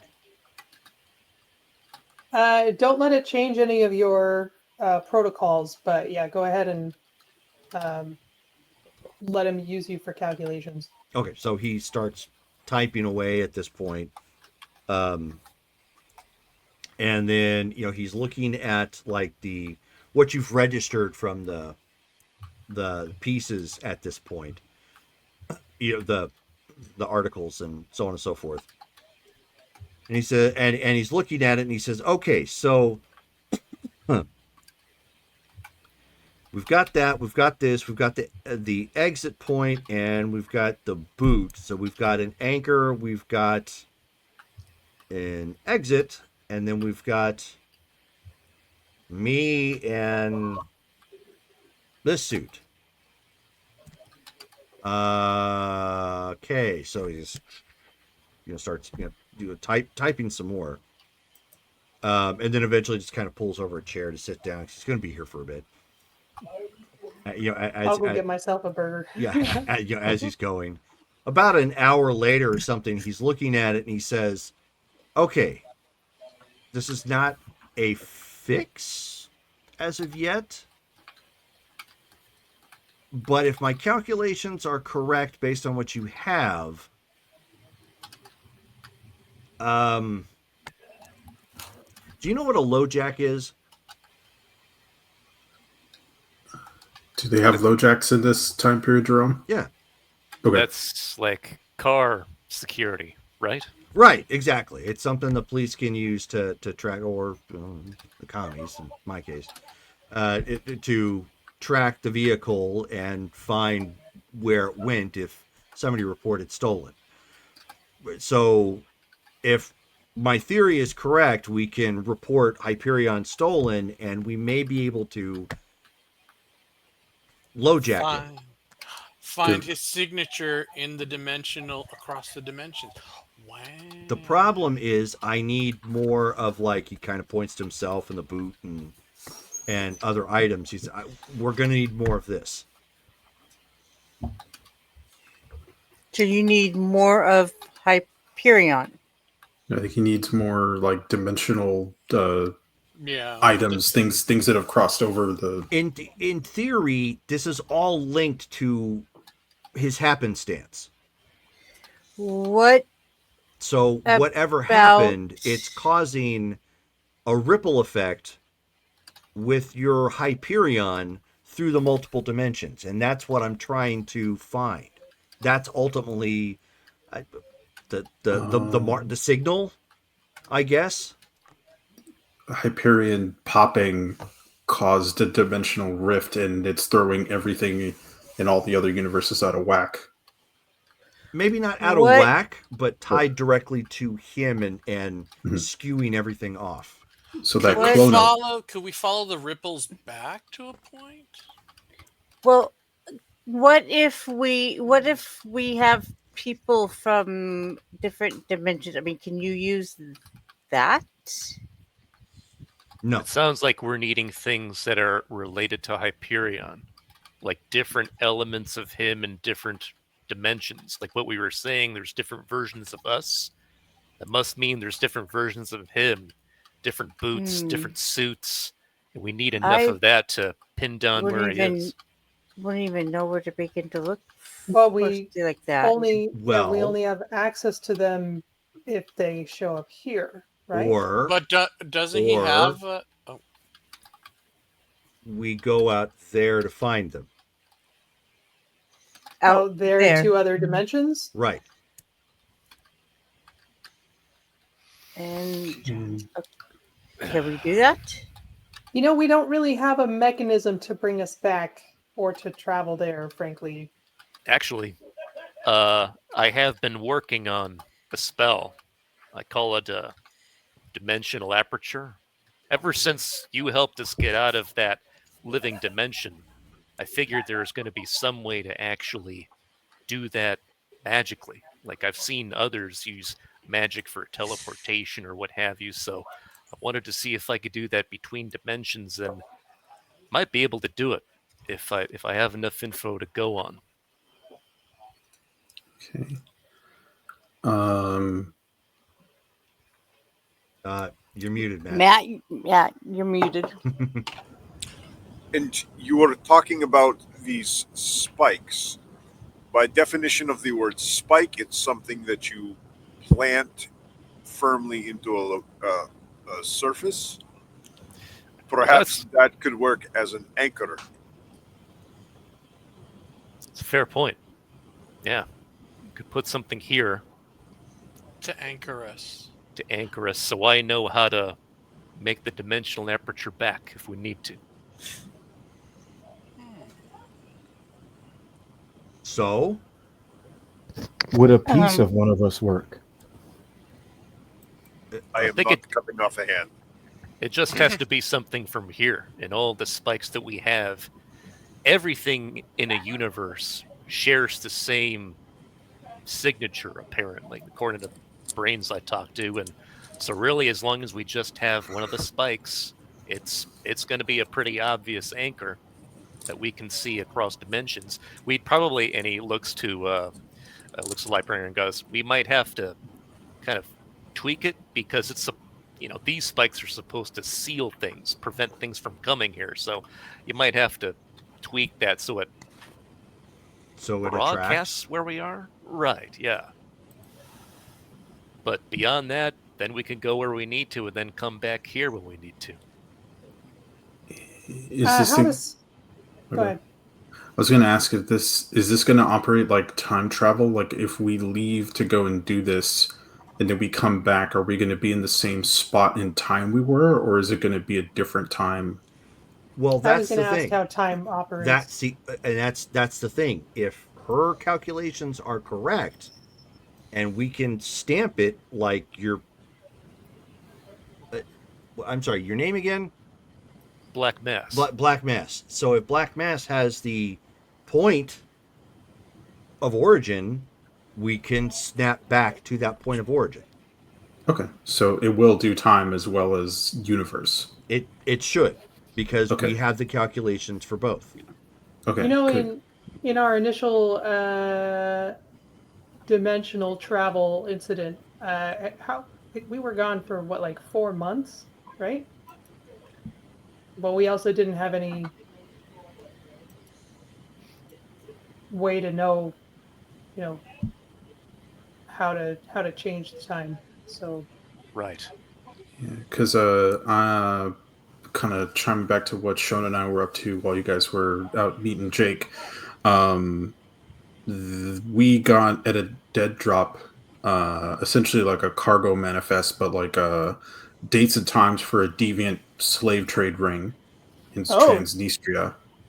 And the next meeting is in 2 days, and there's apparently a deviant with a serial number that we need to extricate. I'd honestly prefer to just bash the whole thing open, but yeah. But in 2 days is when that's gonna go down. So if we do this, I would like to be back in time, if it's possible for us to be back in time to kind of stomp that out.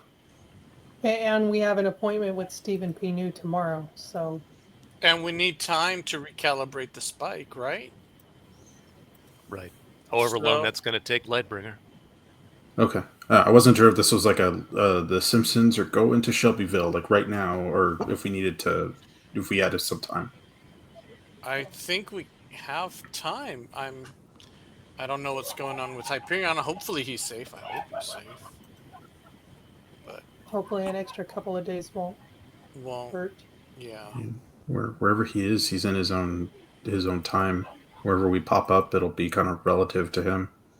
It might be years since he's seen us. So when we go to these different dimensions, we're looking for the same energy signature, and he was going to point that happened at the ground zero point, right? We're looking for energy signatures similar to whatever's tied to your friend. Okay, It doesn't have to okay. be specific. Mhm. It's like a genetic marker, Mm. right? Like if you're related to one another, then you're all going to have like the same parent or the same grandparent, or somebody's going to be able to look at that and say, okay, hey, you're a relative.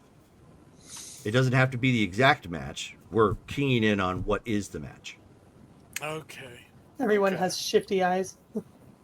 Yeah, because I was immediately like, I'm like, what are the chances that this dude is like a child of Electrum? Like he's So that is where we're going to stop for the evening. So Oh, right hang at on, 3:30. one second. What? I'm gonna say. By the way, speaking of which, we took the liberty of um, making an appointment with a lawyer to see about getting you some Documentation. help to potentially stay here. Document. Or, I mean, you did attack some police officers and steal some Well, stuff. So kind of break the law. Well, yeah. we're gonna I wasn't we're going to gonna go try back to and some gulag. well, we're gonna try and help you navigate that. So we need you here for Uh, that tomorrow. Oh, thanks. you know, Okay, but you got a place to sleep and more food. You know, we'll try to help you out. Oh, okay. All right. so sorry about the 20 questions earlier. It's okay. I guess. He's your friend here. He's pointing at Pulsar. He's like, he's not gonna like look for something on my person again or something. No, I just wanted to see if you had like an ID that we could check. Like, Yeah, like no, I don't. yeah, no. at the time I thought you were These like pockets from are around holding here. nothing. Yeah, well, I know that now. I was just like trying to see if you had like a some ID we could figure out where you came from. Nope. No ID. Okay, Okay, and so with that, we're going to go ahead and stop. So next week, obviously, will be Survivor's Dawn, for our Wednesday at 7:30 p.m. Pacific Standard Time. So before we wrap this up, we have RP votes to do, and we have monthly karma to do. Ooh. So go ahead and if somebody wants to roll. Nobody has a birthday in this game, correct? For May. nobody in this Didn't think so. game has a birthday. Correct. Okay. Somebody I want to mean, roll? I don't know about May. Yeah. Somebody want to roll as karma? I'll roll. Okay. Nope. Mm,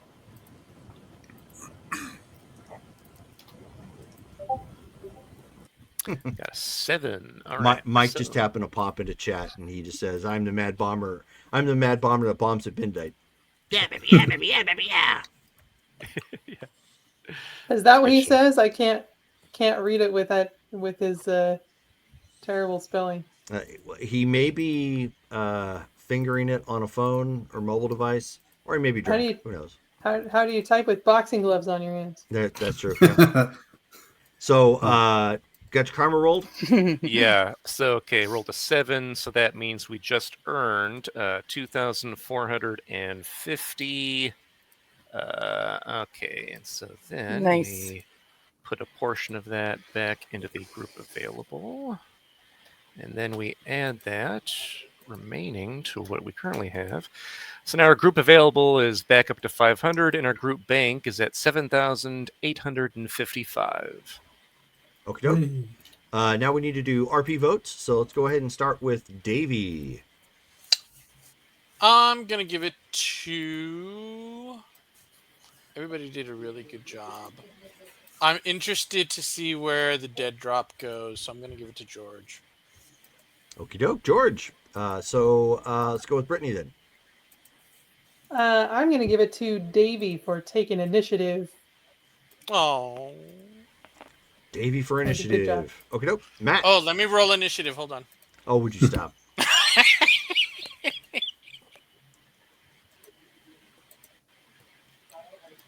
Matt, RP vote.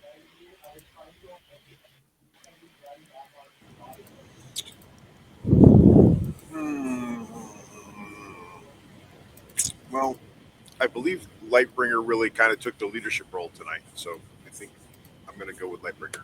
She did. She did. Okay, cool. Jorge. Yeah, I remembered like 10 minutes in that I was supposed to be in charge. Okay. And use my government name. So yeah, I'm gonna give it to Davey because I love that he called somebody to ask about the dark web. Yes, you got to be careful with that dark web, man. And yeah, I also love when you're like, so we went to a government bombing site, and then the phone dropped out. I was like, oh, that was cool. That was funny. And She's like, Technically, in virus. 1995, the internet didn't exist for civilian use. Yeah, Blue Quiver, like he really did it for me this episode. Okay, Dale. I'm gonna go with Matt for. Okay. So we don't have to follow any law. I don't have to follow laws. Got it. Understood. Yeah. Okay, Very good. Bringing that up. Shelley. Yeah, I'm going to go with Matt for being the moral compass. Okie doke. Derek. Yep. I would I wasn't also trying go to be with a Matt. compass. I was just trying to figure out where I live because, he It was- had it was been me. basically hiding so that he wasn't a problem for the team in the States. So No, it was we don't have to good. follow It was laws. good Great. Now I seeing know that. how to operate. Yeah, I think New Prussia is a little more diligent about finding people that don't belong in their country than ours is. So Derek. So that's understandable. Also Matt. Okie doke. So Matt, looks like you got the RP vote for tonight. That's going to give you personally 200 additional karma. So you can put that directly on your character sheet for you to spend however you'd like. Thank you very much. You're welcome. I didn't do You did a power good step. job of kind of That of course making them think. That, of course, can be used for to influence your rolls or to add to, build up any talents or abilities or whatnot when it's your turn to spend karma.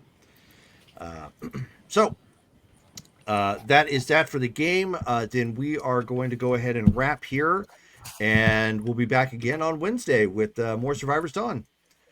Thanks for hanging with us tonight, and we'll catch you guys again next time. Good night, guys. Good night. Peace.